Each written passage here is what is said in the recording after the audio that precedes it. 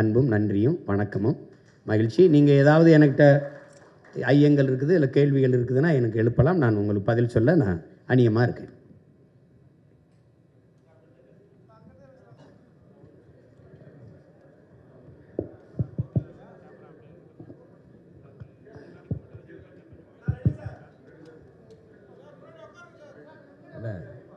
அண்ணா வணக்கங்கண்ணே.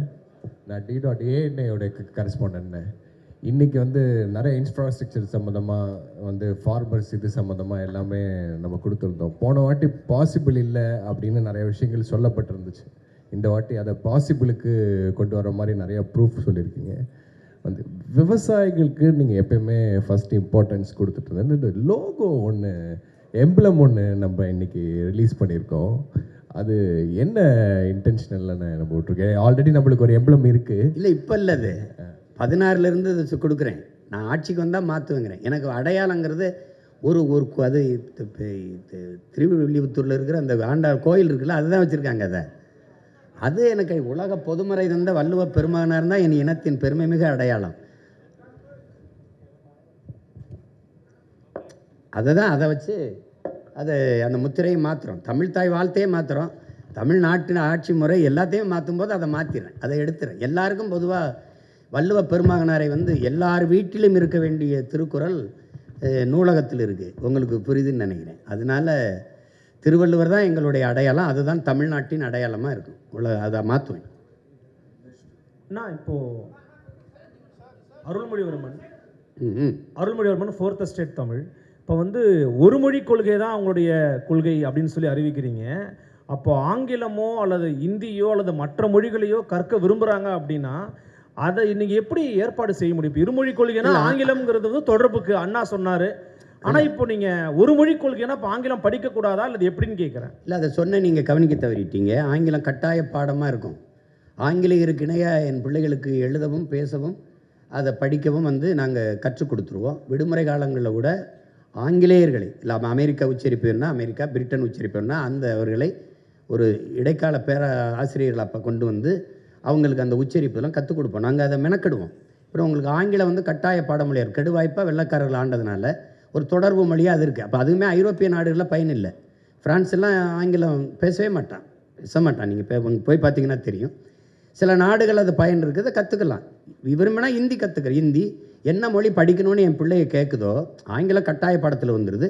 விருப்பமாக நான் ஃப்ரெஞ்சு கற்றுக்கிறேன், அதுக்கு வாய்ப்பு ஏற்படுத்தி கொடுப்போம். ஹிந்தி கற்றுக்கிறேன், வாய்ப்பு ஏற்படுத்தி கொடுப்போம். உங்களுக்கு புரியுதுன்னு நினைக்கிறேன். இல்லை நான் ஸ்பானிஷ் கற்றுக்கிறேன், லத்தீன் கற்றுக்கிறேன், எது வேணாலும் நீங்கள் விரும்பினா அது பயிற்றுவிக்கப்படும். அதான் உலகத்தின் எம்மொழியும் கற்போம், நாங்கள் வாழ. எங்கள் மொழி தமிழ் கற்போம், எங்கள் இனம் வாழ. புரியுதா? அதில் எந்த மொழிக்கும் எதிரானவர்கள் இல்லை, சொந்த மொழிக்கு பற்றானவர்கள். சார், இப்போது பாலியல் சமத்துவம் அப்படின்றதுனால தான் நம்ம வில்லிவாக்கத்தில் திருநங்கை ஒருவருக்கு வாய்ப்பும் கொடுத்துருக்கோம். ஆனால் நீங்கள் தேர்தல் அறிக்கையில் திருநங்கைகள் திருநருக்கு தனி மருத்துவமனை அமைக்கப்படும் அப்படின்னு சொல்லியிருக்கீங்க. எதனால்? அது ஒரு பாகுபாடாக இருக்காதா? இல்லை, அவங்களுக்கு அவங்களுக்கான அந்த சிகிச்சைக்கெல்லாம் சிக்கல் இருக்குது. மற்றவங்க பொதுவாக செய்கிறது இல்லை.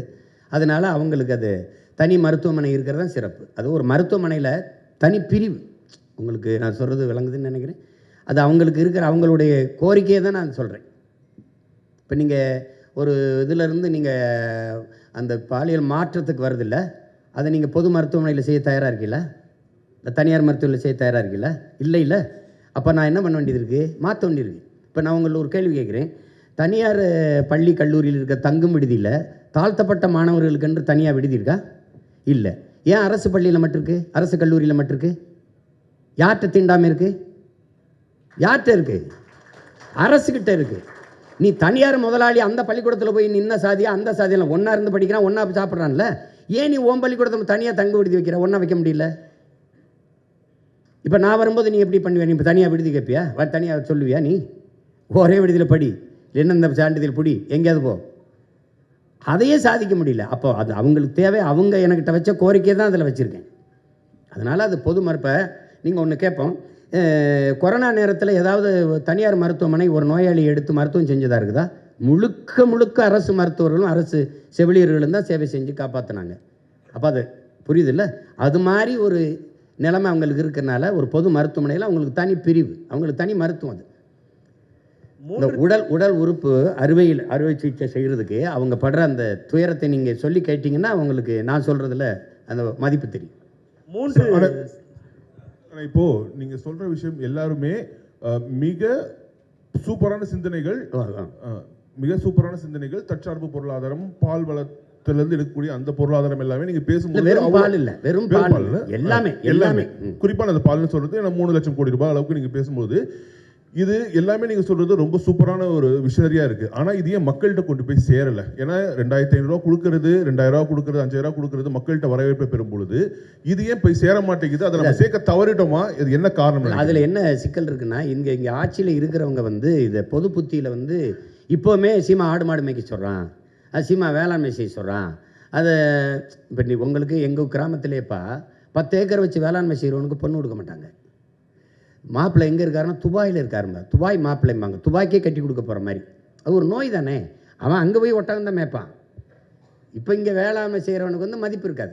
அப்போ அதுக்கு மதிப்பு உயர்த்தணும்னா அது அரசு பணி ஆகுனா தான் மதிப்பு ஏறும் உங்களுக்கு. அப்போ நீங்கள் அதுக்கு கவர்மெண்ட் வேலைடா, அரசாங்க வேலை அப்படின்னா என்ன பண்ணுவேன்? நீங்கள் வந்து நான் வந்து மருத்துவத்தை உங்களுக்கு கொடுத்துட்டேன்னா தம்பி, கல்வியை நல்லா உங்கள் பிள்ளைகளுக்கு கொடுத்துட்டேன்னா, நீரெல்லாம் விநியோகம் பண்ணிட்டேன். இப்போ நீங்கள் 1000 ரூபா கொடுக்குறீங்க, எங்கள் அம்மா 30 குடுவை வாங்குறா தண்ணி. ஒரு குடுவை எவ்வளோ? இந்த 1000 ரூபாய்க்கு தண்ணியே வாங்கி குடிக்க முடியாதே. நான் தண்ணியை கொடுத்துறேன்றேன், தடையில்லாத மின்சாரம் தந்துடுறேன் குறைந்த கட்டணத்துக்கு, ஏன்னா நானே உற்பத்தி செஞ்சிடறேன்ல. அப்படிங்கும்போது உங்களுக்கு ஒரு 10,000 சம்பளம் கொடுத்தோன்னா நீங்கள் செலவு பண்ணிடுவீங்களா தம்பி? எவ்வளோ பொருளாதாரம் எங்கே போகுது என் குடிகளுக்குன்னா மருத்துவம், கல்விக்கு, குடிநீருக்கு தான் போகுது. அதை வந்து நான் முழுக்க குறைச்சிட்றேன். சுத்தமாக அதை மறந்துடு, நீ இதை மறந்துடு, நான் தந்துடுறேன், வேற சொல்லு, அது ஏன் பொறுப்புன்ட்டல்ல அப்படின்னு சொல்லிடுது. அரசு பொறுப்பேற்றுறது. இது என்னென்னா இவங்க பொது புத்தியில் இதை ஒரு இழிவாக பேசி ஆடு மாடு மேய்க்க சொல்கிறான், ஆடு மாடு மேய்க்க சொல்கிறான். அப்போ சாராயம் வைக்க சொல்கிற, சாராயம் ஊற்றி கொடுக்குறான்ல, எம்எஸ்சி எம்ஃபில் படிச்சுட்டு தானே ஊற்றி கொடுக்குறான். உங்களுக்கு தெரியாது, தமிழ்நாடு சட்டசபையில் ஐயா எடப்பாடி முதல்வர் இருக்கும்போது 400 பேர் வாயிற்காவலர் வேலைக்கு 400 பொறியாளர்கள் நினைச்சிருந்தாங்க. இங்கே ஒரு கோட்பாடு இருக்குது தம்பி, எந்த வேலையும் செய்யலாம் இழிவல்ல, எந்த வேலையும் செய்யாமல் இருப்பதான் இழிவுன்னு ஒரு கற்பிதத்தை கொடுக்கணும். எந்த வேலையும் செய்யாமல் இருக்கிறதாண்டா இழிவு. இப்போ நீங்கள் தச்சு வேலைக்கு வர்றதில்லை, கம்பி கட்டுறதுக்கு வரதில்லை, கொத்தனார் வேலைக்கு வர்றதில்லை, எந்த வேலைக்கு நீங்கள் வர்றதில்லை. ஆனால் இதையெல்லாம் தான் அப்படியே போய் வெளிநாடுகளில் செய்கிறீங்க. அப்போ அது என்னென்னா, கழிவறை கழுவுனாலும் கண்ணுக்கு தெரியாமல் இப்போ கழுவணுங்கிற உளவியல் நோய். அதுதான் தப்புங்கிறேன் நான், அது தப்புங்கிறேன். நீ எந்த வேலையும் செய்யலாம், மதிப்பு மிக்கது. அப்போ அதை கொண்டு வரணும்னா நான் அரசுன்னு சொன்னால் தான் அது பெருமைக்குரியதாக தெரியுது. அப்போ நான் வரும்போது ஒரு தடவை பண்ணி காட்சிட்டேன்னா சரிதான் அப்படின்னு மக்களுக்குள்ளே அதான் சொல்லணும், ஒரு விழிப்புணர்வு வரணும். இப்போ இலவசத்தில் இழக்கிறாங்க, இந்த பணத்தை எங்கேருந்து? இப்போ 5000 ரூபா 6800 கோடி முதலீடு பேசுகிறோம். என்னைய முறியடிக்க இவர் இதான் சொல்லுவார், இது சொல்லுவார். கியூபா வேறு ஏதாவது வளம் இருக்கா கரும்பை தவிர? இல்லை. நார்வே, டென்மார்க்கில் மாடு தவிர ஏதாவது வளம் இருக்கா? பிரேசில் கரும்பு, பசு, அது தவிர வேறு ஏதாவது வளம் இருக்கா? அந்த நாடெல்லாம் தற்சார்பு அடையலையா? அப்போது ஒரு வளத்தை வச்சு ஒரு நாடு சிறந்த கட்டமைப்புகள் இருக்கும்போது இவ்வளவு நிலமும் வளமும் வச்சு மனித ஆற்றலை வச்சு நாடு ஏன் வறுமையில் இருக்குது? நாடு ஏன் இலவசத்துக்கு இருக்குது? எனக்கு எல்லாம் இருக்குது, நான் ஏன் கையேந்தணும் சாப்பாட்டுக்கு, இலவசத்துக்கு? இப்போ அது வந்து அந்த அருமை புரியாது. நீங்கள் எடுத்தோடனே தம்பி அண்ணன் உங்களுக்கு சொல்கிறேன், பெட்டி கடைக்கு போனீங்கன்னா வாழைப்பழம் அப்படி தொங்கும், இப்படி வாழைத்தார் இப்படி தொங்கும், அது தலைகளாக நிற்கும், தவம் இருக்கும். என்னை சாப்பிட்டுட்டே, நான் நல்லவன்டா டே, உனக்கு நல்லதுடா டே, என்னை சாப்பிட்றான்னு அதை கவனிக்க மாட்டான். இப்படி உள்ளே வச்சுருப்பான் சிகரெட்டு, பான்பராக்கு, அதை வாங்கிட்டு குடிச்சிட்டு போவான். இப்போ ரொம்ப நாளாக நான் தலைகளாக தொங்குறேன் இந்த வாழைப்பழம் மாதிரி, அது ஏற்று பார்க்கல. இதைத்தான் ஐயா இறை என்று சொல்கிறாங்க. இந்த மக்கள் பாதரச வெளிச்சத்தில் பௌர்ணமி வெளிச்சத்தை மறந்தவர்கள், இவர்கள் வண்ண வாசனை திரவியத்தின் வாசத்தில் வண்ண மலர்களின் வாசத்தை மறந்தவர்கள்னு. அப்படி தான் விழிப்புணர்வற்ற சமூகத்தில் நடிப்பவனுக்கே முதலிடம் கிடைக்குங்கிறார் ஐயா. அதுக்கு சான்றுன்னு சொல்கிறாரு. எப்படின்னா, ஒரு பள்ளிக்கூடத்தில் மாறுவேட போட்டி நடக்குது, சார்லி சாப்ளின் மாதிரி நடிக்கணும். முதல் பரிசு ஒரு மாணவன் வந்துட்டான், 2வது பரிசு ஒரு மாணவன் வந்துட்டான், 3வது பரிசு ஒரு ஆள் வர்றாரு. அது உண்மையிலே சார்லி சாப்ளினுக்கு 3வது பரிசு. பார்த்தீங்கன்னா அவரை மாதிரி நடித்தவன் முதல் பரிசு, அவருக்கு 3வது பரிசு. அப்போ நடிப்பவனுக்கே முதலிடம் கிடைக்கும் விழிப்புணர்வற்ற சமூகத்தில்னு எழுதுறவள ஐயா எழுதியிருக்காரு. அப்போ அது மாதிரி அவர் அதுக்கு நிறைய சான்று சொல்கிறாரு. ஒரு பன்னி மாதிரி ஒருத்தன் கத்துறான், சின்ன வயசு பண்ணி, பெரிய வயசு பண்ணி, நடு வயசு பண்ணி மாதிரி நல்லா கத்துறான். அவனுக்கு தெருவில் கத்தும்போது நிறைய காசு வருது, அதை வச்சே சாப்பிட்டுக்கிட்டு இருக்கான். ஒரு நாள் என்னை மாதிரி ஒருத்தன் வரான், டேய் உன்னை விட அருமையாக நான் கற்றுண்டான்னு கத்துறேன். கற்றுனோடனே கத்தி காட்டுறேன் போட்டி, இந்த மாதிரி மேடையில் எல்லாம் உட்காந்துருக்காங்க அவங்கள மாதிரி. நான் கத்துறேன், இவன் போலி அவன் தான் நல்லா கத்துறான், ரொம்ப நாளாக கத்திக்கிட்டு இருக்கவனுக்கு தான் ஆதரவு அதிகமாக இருக்குது. கடைசியாக ஒரு நாய் நிப்பாட்டுற அப்படின்னு ஒரு சாக்கு, ஒரு கோணி சாக்கு போட்டு இருந்தால் உண்மையிலே ஒரு பன்னி படுத்துருக்கு. அதுதான் இவ்வளோ நேரம் கத்திச்சு. அப்போ இவர் என்ன சொல்கிறாரு, டேய் உண்மையான பன்னியின் சத்தத்தை இந்த போலியை கேட்டு கேட்டு கேட்டு மறந்துட்டீலடா, நான் இவ்வளோ நேரம் நான் கத்தலடா, அந்த பன்னி தாண்டா கத்திச்சுன்னு. அப்படி இந்த போலியை கேட்டு கேட்டு இந்த உண்மையை மக்கள் ரொம்ப நாளாக மறந்துட்டாங்க. அதை உங்களை மாதிரி உள்ளவங்க நீங்கள் தான் இந்த அறிவுத்தளத்தில் இது கடத்தி ஏதோ கொஞ்சம் கவனிங்க, இருந்தாலும் ஏதோ சொல்லிட்டு இருக்கா, ரொம்ப நாளாக சொல்கிறான் பாருங்க, ஏன்னா உண்மையிலேயே தலை சிறந்த நாடாக நம்மளால் மாற்ற முடியும். அது ஒன்றும் பெரிய வேலை இல்லை. அவரவர் வாழ்விடத்தில் நீங்கள் ஒரு சணல்னு ஒன்று இருக்குது, ஹெம்ப்னு ஒரு செடி சனப்பு, அதிலிருந்து நான் எவ்வளவு நம்ம மேம்பட முடியும் பொருளாதாரத்தில். கார் தயாரிச்சுக்கலாம், பெட்ரோல் தயாரிச்சுக்கலாம், செங்கல் அதில் எடுத்துக்கலாம், மலை போய் நொறுக்க வேண்டியதில் எல்லாமே அதில் தயாரிக்க முடியும். அதை வளர்க்குறதுல என்ன உனக்கு பிரச்சனைன்னு கேட்குறேன். இப்போ அதுதானே உங்களுக்கு. அப்போ அதை ஒரு சொல்கிறத இப்போ நீங்கள் சொல்ல முடியலன்னா நம்ம இவர் இதெல்லாம் சாத்தியமாங்க அப்படின்ட்டு போகிறது தானே. இப்போ நீங்கள் ஆடு மாடு மேய்க்கிறது உங்களுக்கு அவமானம்னா நான் அப்போ நீங்கள் நபிகள் மேய்ச்சிருக்காரு, கிருஷ்ண பரமாத்மா மேய்ச்சிருக்காங்க, இயேசு இறைமகன் இயேசு மேய்ச்சிருக்காங்க, அப்போ 3 பேரையும் நீங்கள் அசிங்கப்படுத்துறீங்க, அப்படிதான் அர்த்தமாகுது. தமிழ் மெய்யியல் அப்படிங்கிற ஒரு விஷயத்தில் வந்து பார்த்தீங்கன்னா நீங்கள் இந்து சமய அறநிலைத்துறை அப்படிங்கிற பேரை மாற்றி தமிழர் அறநிலையத்துறைன்னு பேர் வைப்போம் அப்படின்னு குறிப்பிட்டிருக்கீங்க. குறிப்பாக தமிழிலும் வழிபாடு செய்யலான்னு இப்போ இருக்குது, தமிழில் மட்டும்தான் வழிபாடு செய்வோங்கிறீங்க. அப்போ இந்துங்கிற பேரையும் நீக்குவீங்க, சமஸ்கிருத மந்திரங்களை ஓதக்கூடிய வாய்ப்பையும் வந்து முழுமையாக நீங்கள் வந்து ஒழிப்பீங்கன்னு சொல்ல வரீங்களா? இல்லை, என் இறைக்கு முன்னாடி நீங்கள் இன்னொரு மொழியில் நீங்கள் வழிபடணும். என் மொழி புரியாதவன் எனக்கு எப்படி இறைவனாக இருக்க முடியும்? நீங்கள் கிறிஸ்தவ வந்து இது சொல்கிறாங்க, அங்கே பள்ளிவாசலில் சொல்லி இந்த கேள்வியெலாம் கேட்கக்கூடாது.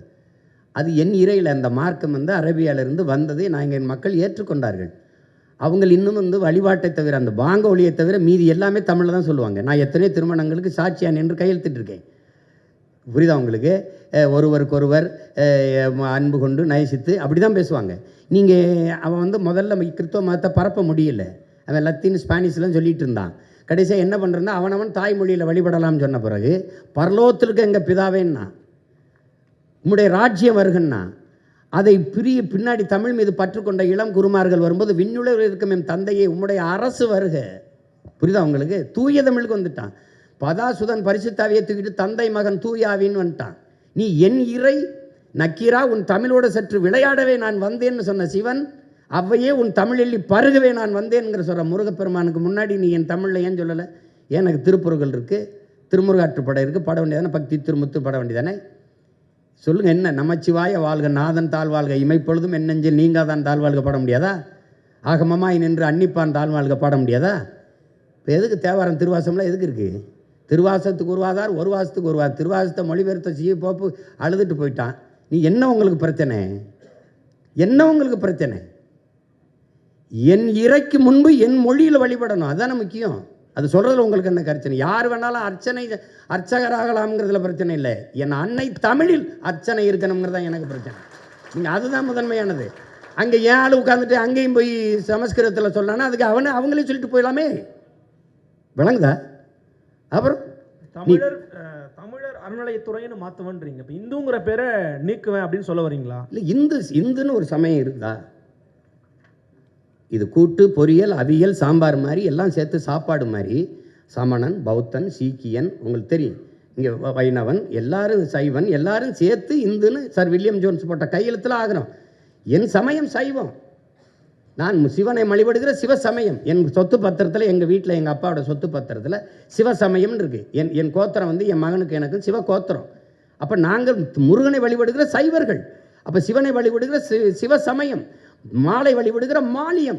திருமால்ங்கிறது எந்த மொழி சொல் சொல்லுங்கள்? எங்கள் மாயவன் கண்ணன் ஆகிறான். கண்ணன் என்றாலும் மால் என்றாலும் கருப்பு. வணங்குகிற தெய்வத்தை நாங்கள் மரியாதையாக அழைக்கணும்னு, மதிப்போடு அழைக்கணும்னு திருமால் பெருமாள்னு அழைக்கிறோம். என் பெருமாள் கோயிலே எங்கள் ஆண்டாள் பாடின பாசுரங்களை பாட வேண்டியதானே. அதில் என்ன உனக்கு பிரச்சனை? ஆண்டாள் எந்த மொழியில் பாடினா அது என்ன பிரச்சனை உனக்கு? என்ன எங்கள் பெருமாள் கோச்சிட்டு போயிடுவார? 63 நாயன்மார்கள் இருந்த தேவாரத்தை பாட வேண்டியதானே, என்ன பிரச்சனை உனக்கு? இப்போ நான் சொன்ன மந்திரத்தை நான் பாடவா? இப்போ திருவாசத்தை பாடவா? எங்கள் சிவன் கோச்சிட்டு போயிடுவானா? அவன் தான் சொல்கிறானே, மணி நெற்றி உமிழ்ச்சங்கள் தளல்புரை சுடர் கடவுள் தந்த தமிழ்ங்கிறான். சிவபெருமானே தந்த மொழிடா அப்படிங்கிறான். அந்த மொழியை நீ பாடாம நீ என்ன பண்ணுவீங்க? நீங்கள் முதல் சமித்தங்கத்தின் தலைவனே அவன் தானுங்கிறதானே இலக்கியம் சொல்லுது. அப்போ பின்ன என்ன?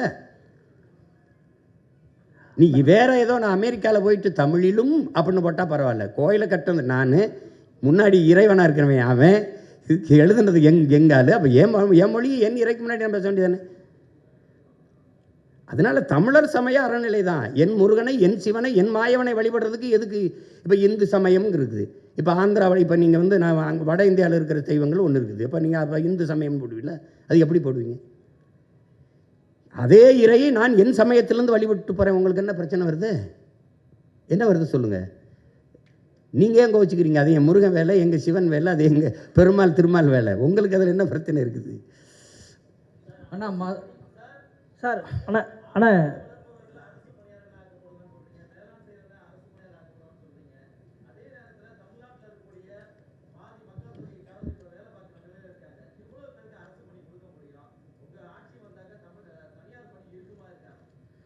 நீங்கள் இப்போ எது தனியார் பணின்னு சொல்லுங்கள். எந்த பணி இருக்குன்னு சொல்லுங்கள். உங்களுக்கு யாரோட தொழிற்சாலை? கொண்டாய் முதலாளி அவர் இங்கே வந்தார். 1 டன் எடையுள்ள கார் தயாரிக்க 4,50,000 லிட்டர் தண்ணீர் தேவைப்படுது. அது மறைநீர்னு சொல்கிறோம், ஆங்கிலத்தில் வெர்ச்சுவல் வாட்டருங்கிறோம். 15 லட்சம் கார், 50 லட்சம் கார் ஏற்றுமதி செய்கிறீங்க.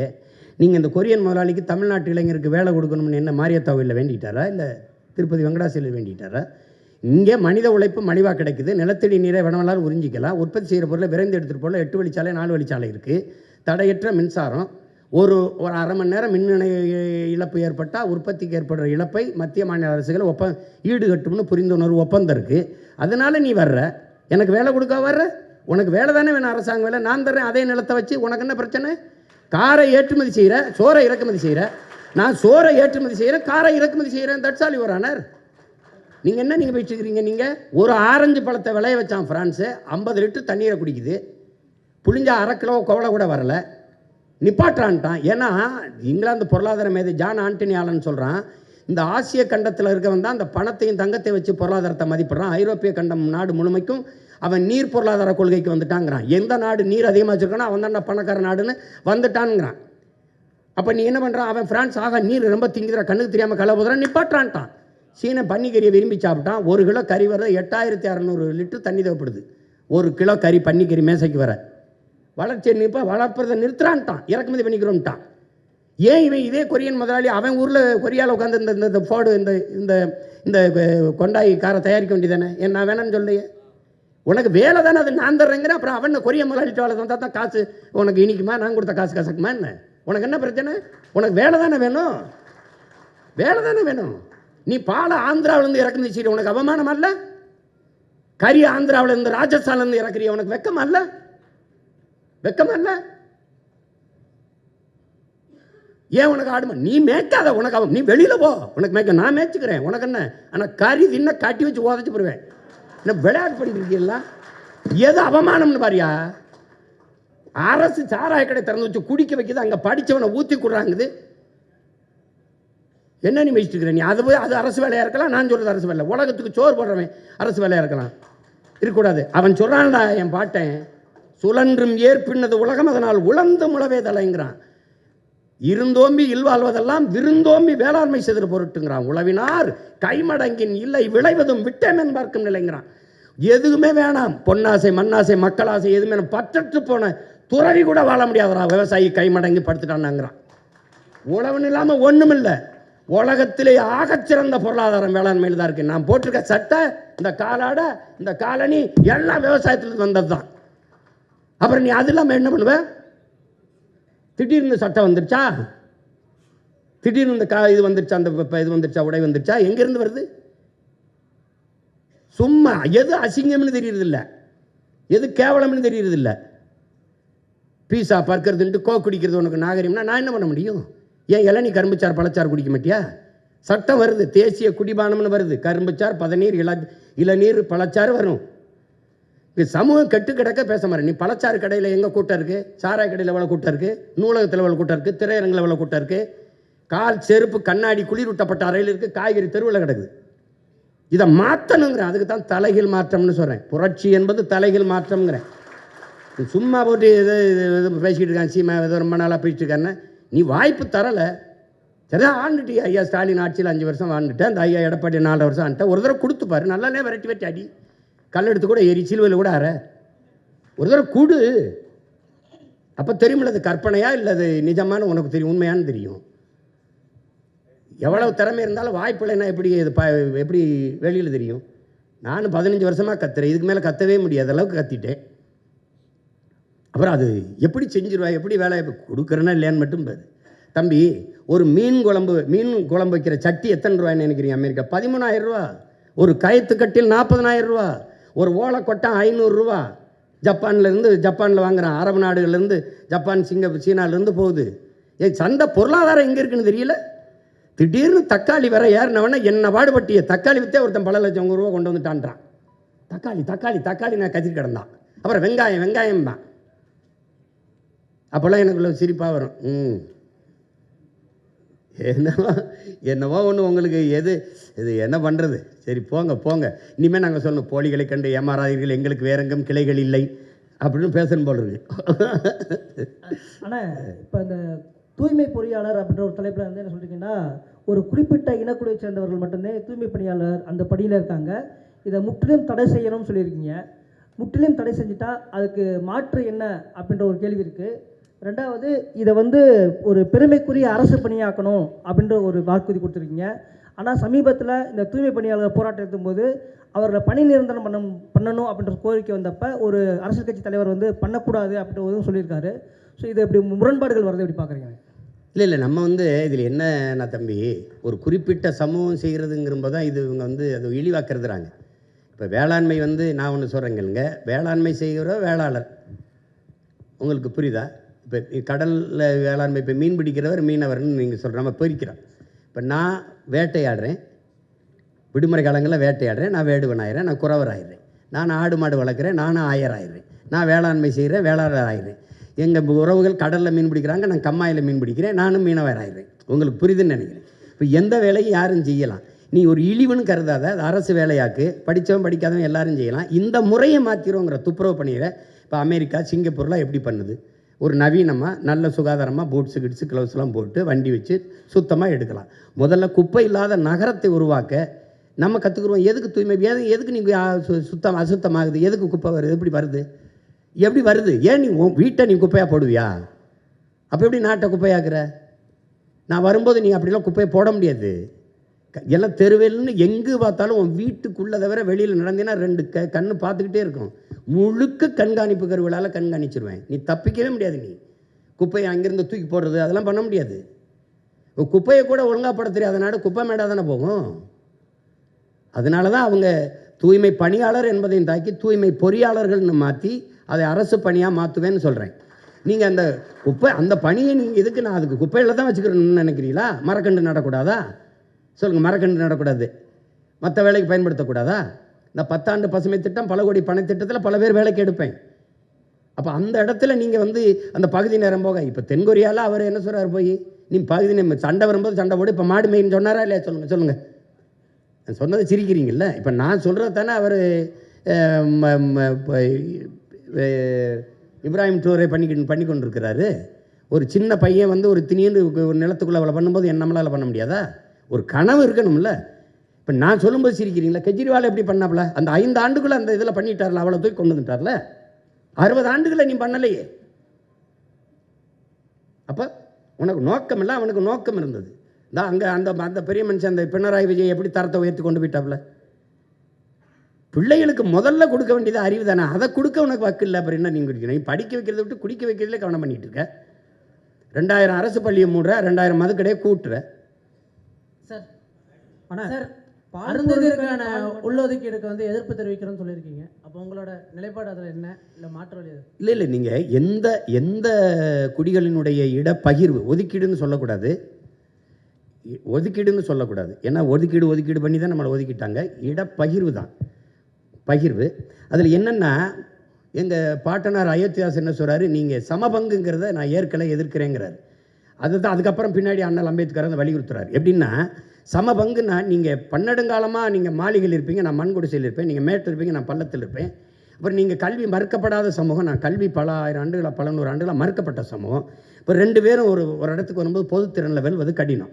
இப்போ நீங்கள் எப்படி நீங்கள் கவனிக்கணும்னா, 100 நாள் வேலைக்கு போகிற எங்கள் அம்மாவுக்கு என்ன உப்பு ஊறுகாய் அரிசி பருப்புக்கு வரியோ அதே வரி தான் சரக்கு மற்றும் சேவை வரி அதானி அம்பானி மனைவியும் கட்டுவாங்க. உங்களுக்கு வரி ஒன்றா இருக்குது, வாழ்க்கை தரம் ஒன்றா இல்லை. அப்போ சமபங்கிறது சரியா இல்லை, உரிய உரிமை உங்களுக்கு விளங்குதா? அப்போ அந்த அடிப்படையில் இந்த குடிகள், இந்த நாட்டின் குடிகள் எல்லாருக்கும் அவரவர்கள் குடிகளின் எண்ணிக்கைக்கேற்ப உரியதை பிரித்து கொடுக்கப்படணும். அதான் எண்ணி கொடு, எடுத்து கொடுக்காதே, அள்ளி கொடுக்காதே, அளந்து கொடு அப்படிங்கிற கோட்பாட்டை முன்வைக்கிறதுக்கு காரணம் அதுதான். இப்போ எங்கெல்லாம் குடிவாரி கணக்கெடுப்பு, சாதிவாரி கணக்கெடுப்பு கேட்கறது காரணம், நீண்ட காலமாக ஐயா ராமதாஸ் நாங்கள்லாம் கேட்கறது காரணம் அதான். நீங்கள் அவரவருக்கு உரியது கிடச்சிட்டா சமூகத்தில் போட்டி பொறாமை, உங்களுக்கு உண்டானது உங்களுக்கு கிடச்சிருச்சுன்னா நீங்கள் போயிடுவீங்க, ஒரு பிரச்சனையும் வராது. அவருக்கு உண்டானது கிடச்சிருச்சுன்னா போயிடும். அப்போ எல்லாருக்கும் உரிய கல்வி, வேலைவாய்ப்பு, அரசியல் அதிகாரத்தை சரியாக பிரித்து கொடுக்கறது கொண்டு வந்தது பேர் தான் இந்த சமூக நீதி. உங்கள் விளங்குதான் அண்ணன் சொல்கிறது. இப்போ நீங்கள் ஐயா நாங்கள் 18 விழுக்காடு எங்களுக்கு இருக்குது. யாருக்கு? பறையர், தேவேந்தருக்கு, ஆதி தமிழ் குடிகளுக்கும் தேவேந்தர். இதில் திடீர்னு எடுத்து உள்ஒதுக்கீடு 3 விழுக்காடு அருந்ததியருக்கு கொடுத்துட்றாரு. நீ பொதுவில் தானே இப்போ 10 விழுக்காடு எப்படி கொடுத்தாங்க? பொருளாதார அடிப்படையில் பின்தங்கியவர்களுக்கு பொதுவில் இருந்து அதில் தானே கொடுத்துருக்கணும். நீங்கள் அவ்வளோ காலம் ஆட்சியில் இருந்தீங்களா? பொதுவில் இருந்து பிரித்து 3 விழுக்காடு இல்லை 6 விழுக்காடு கூட கொடுங்க. யார் கேட்க போகிறா? எனக்கே 10 நாளே நெளிஞ்ச தட்டில் 4 பருக்கை போட்டு சாப்பிட்ருக்கேன், அதில் 2 எடுத்து கொடுத்தா அப்படி சரி கொடுத்துட்டீங்க விடு. நீ பிசி எம்பிசியிலேருந்து கொடுத்துருக்க முடியுமா? நீ எதை கொடுத்துருந்தா வெளியில் நடமாடி இருக்க முடியுமா? நான் கேட்குறதுக்கு பதில் சொல்லு. நீ எனக்கு குரல் இல்லை, அதிகார வலிமை இல்லை, அரசியல் வலிமை இல்லை, நான் அப்படின்னால நீ டக்குன்னு கொடுத்துட்ட. ஏன்னா நான் கேட்க வேண்டியவெல்லாம் உனக்கிட்டே 2-3 சீட்டுக்கு வந்து நிற்கிறதுனால நீ ஏன் சீட்டு எடுத்து கொடுத்துட்ட. சரி கொடுத்துட்ட. அப்போ அதில் என்ன பண்ணுற? ப்ரியாரிட்டி, முன்னுரிமை, ஃபஸ்ட்டு ப்ரிஃபரன்ஸ்னு ஒரு சரத்தை சேர்க்குறது. அது எப்படி வருதுன்னு நீங்கள் உங்களுக்கு நுட்பம் பாருங்கள். எங்களுக்கு 18 விழுக்காடு இருக்குது, 3 போயிடுச்சு, மீதி 15 இருக்கா? இந்த 15ல் இவங்களுக்கு அவங்க 3 அப்படியே, அவங்க வீட்டு சாப்பாடு அவங்கக்கிட்ட அப்படியே இருக்குது. என் வீட்டு சாப்பாடு இருக்குல்ல இந்த 15, இதில் இவங்க சாப்பிட்டது போக மிச்சம் எனக்கு முன்னுரிமை. இதுலேயும் அவங்க வருவாங்க, அவங்களுக்கு போக எனக்கு அப்படின்னு சட்டம். இது எவ்வளோ பெரிய துரோகம் பாரு. இப்போ எப்படின்னா அவங்களுக்கு போக எனக்கு மிச்சம்னா, ஒரு பல்கலைக்கழகத்தில் 4 பேராசிரியர் வேலைன்னா எஸ்சிஏ 5 வேலைன்னா 4 போயிடுது, மீதி 1 இருக்குது. அதில் நான் பறையர் எடுத்துக்கிறதா, இல்லை தேவேந்திரர் எடுத்துக்கிறதா, இல்லை ஷெட்யூல் ட்ரைப்ஸ் பழங்குடி எடுத்துக்கிறதா? 1. இப்போ எவ்வளோ பெரிய துரோகம் இது. நீ என்ன பண்ணியிருக்கணும்? நீ பொதுவிலேருந்து எடுத்து கொடுத்து என்னை பாதிக்காமல் தற்காந்துருக்கணும். நீ எடுத்து கொடுத்துட்டு அதில் முன்னுரிமைன்னு போட்டது தான் சொல்கிறேன். நீ கொடுத்தது தப்பு இல்லை, சரி கொடுத்துட்டா விடு, இந்த ப்ரியாரிட்டியை தூக்கு, முன்னுரிமையை தூக்கு. இப்போ நான் என்ன சொல்கிறேன்? அந்த 3 ரொம்ப நாளாக 14 ஆண்டுகளாக இழந்துட்டேன். அந்த 3ஓட இன்னும் 2 சேர்த்து 5 போடு, எனக்கு 20 கொடுன்னு கேட்குறேன். நீ கொடுக்க மாட்டேன், நான் போடுவேன். உங்களுக்கு புரியுதா? அதுதான் நான் சொல்கிறது. நீ கொடுத்ததை நான் எடுத்துன்னு சொல்லலை, ஏன் கொடுத்தா நான் கொடுத்துட்டேன். இந்த முன்னுரிமை என்னை ரொம்ப இடிக்குதுங்கிறேன். அதனால் இப்போ அண்ணன் சொல்கிறது விளங்குதில்லப்பா, அது அப்படி தான் நம்ம சொல்கிறோம். யாருக்கும் இடப்பகிர்வு வேணாம்னு நம்ம சொல்லலை, அவரவருக்கு உரியதை கொடுப்போம். இப்போ நீங்கள் வேறு ஊர்லேருந்து வந்திருக்கீங்களா, பஞ்சாப்லேருந்து உங்களுக்கு கொடுக்குறேன்னா, பஞ்சாபில் எங்கே இருக்குன்னு சொல்லணும். அங்கே வாழ்கிறான்ல அவன் என் ஆளுக்கு கொடுக்கணும். இப்போ ஆந்திராவில் வாழ்கிற எனக்கு கொடுக்கணும். கர்நாடகாவில் 1.25 கோடி நாங்கள் இருக்கோம். அதில் ஆதி தமிழ் குடிகள் நாங்கள் 75 விழுக்காடு, நாங்கள் 75 லட்சம் பேர் இருக்கோம். எங்களுக்கு அங்கே எஸ்சின்னு எங்களுக்கு ஏதாவது இடஒதுக்கீடு இருக்கா, சிறப்பு வாய்ப்பு இருக்கா? பாருங்கப்பா இருக்கான்னு பாருங்கள். அதர் பேக்வேர்டில் தான் நாங்கள் இருப்போம், ஓபிசியில் தான் இருப்போம். அப்போ காலங்காலமாக என்னுடைய பெருந்தன்மையும் பேரன்பையும் நீ இழிச்சாத்தனம்னு கருதிடக்கூடாதுல்ல. உன்னுடைய வளம் உனக்குன்னு இருந்துக்கிற. முல்லை பெரியார் தனியாக இருக்குது, கர்நாடகா தனியாக இருக்குது, என்னுடைய நெய்வேலி உனக்கு, நரிமணம் பெட்ரோல் உனக்கு, அணுவுல மின்சாரம் உனக்கு, அணு மின்சாரம் உனக்கு, என் வளம் எல்லாருக்கும். நான் மட்டும் இந்தியனாக இருக்கணும், நீங்கள் கன்னடராகவே இருந்துருவீங்க. நீங்கள் அப்படியே நீங்கள்லாம் உங்கள் மாநிலத்துக்கு உங்கள் ஆளாக இருந்துருவீங்க. எப்படி அண்ணா இங்கே ஆவின்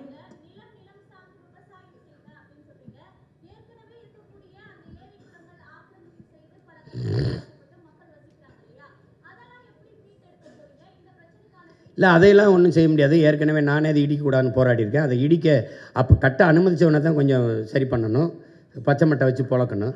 நீ அன்னைக்கு ஆக்கிரமிப்புன்னு 60 வருஷம் 60 ஆண்டுகளாக வாழ்கிற என் மக்களை இன்னைக்கு ஆக்கிரமிப்புன்னு சொல்கிறவன் யார்? ஆக்கிரமிக்கும் போது என்ன பண்ண? நீ முதல்ல ஒரு செங்கலை போய் நட்டான்ல, அவனுக்கு மின் இணைப்பு, வீடு கட்ட உரிமை, எரிகாற்று இணைப்பு, நீர் இணைப்புலாம் கொடுத்தது யார்? அந்த தெருக்களில் பாதை போட்டு கொடுத்த ஐய வைக்க பேர் யார்? அவன்கிட்ட வீட்டு வரி வசூலிச்சவன் யார்? அப்போ இவ்வளோ காலம் வாழ விட்டு இப்போ தான் ஆக்கிரமிப்பு உனக்கு இது பண்ணுதா? இப்போ இது ஆக்கிரமிப்புனா அந்த கடற்கரையில் 4 கல்லறை இருக்குல்ல, அது ஆக்கிரமிப்பு இல்லை, அது கடற்கரை ஆக்கிரமிப்பு இல்லையா? அதை எப்போ இடிக்கிறது? யார் இடிக்கிறது? கடற்கரை தானே. உனக்கு எப்படி கல்லறையாச்சு? நீ என்ன தேச விடுதலைக்கு என் பாட்டை வாவுச்சி மாதிரி செக்கிழுத்தியா? இல்லை யார் நீ? எங்கள் பாட்டை மருது வண்டி தூக்குள்ள தூங்குனியா? தீரன் சின்ன மலை மாதிரி தூக்குள்ள தூங்குனியா? இல்லை என்ன பண்ண? அது நான் இடிக்க மாட்டேன், அதுவாக இடிக்கும். அதுவா இடியும். என்ன இது? அதனால் ஏற்கனவே இருக்கிற நீர்நிலைகளை ஆக்கிரமிப்பு போக மீதியை நான் பராமரிப்பேன். புதிய நீர்த்தக்கங்கள் உருவாக்குவேன். அறிவு சமூகம் எல்லோரும் இருக்கிறீங்க. உலகத்தில் இயற்கையின் அரும்பெருங்கொடையாக நமக்கு தந்தது பள்ளிக்கரணை ஏரி. கடலின் நீர்மட்டம் எவ்வளவோ அந்த அளவிற்கு இதன் நீர்மட்டம் இருக்கும். அது அவ்வளவு பழுப்பு நிலை சதுப்பு நிலை ஏரி அளவு விலை உயர்ந்த இறால்கள் மீன்கள் உருவாகிறது. உலக நாடுகளின் பறவைகளாக வந்து உணவு உண்டு பறந்து சென்றது. அப்படி ஒரு ஏரியை யாராவது குப்பையை கொட்டி மூடணும்னு யாருக்காவது இப்போ எந்த கொம்பை வந்தாலும் அதை புனரமைக்க முடியாது, சீரமைக்க முடியாது. இருக்கிற கொஞ்சோண்ட பாதுகாக்கலாம், அவ்வளோதான்.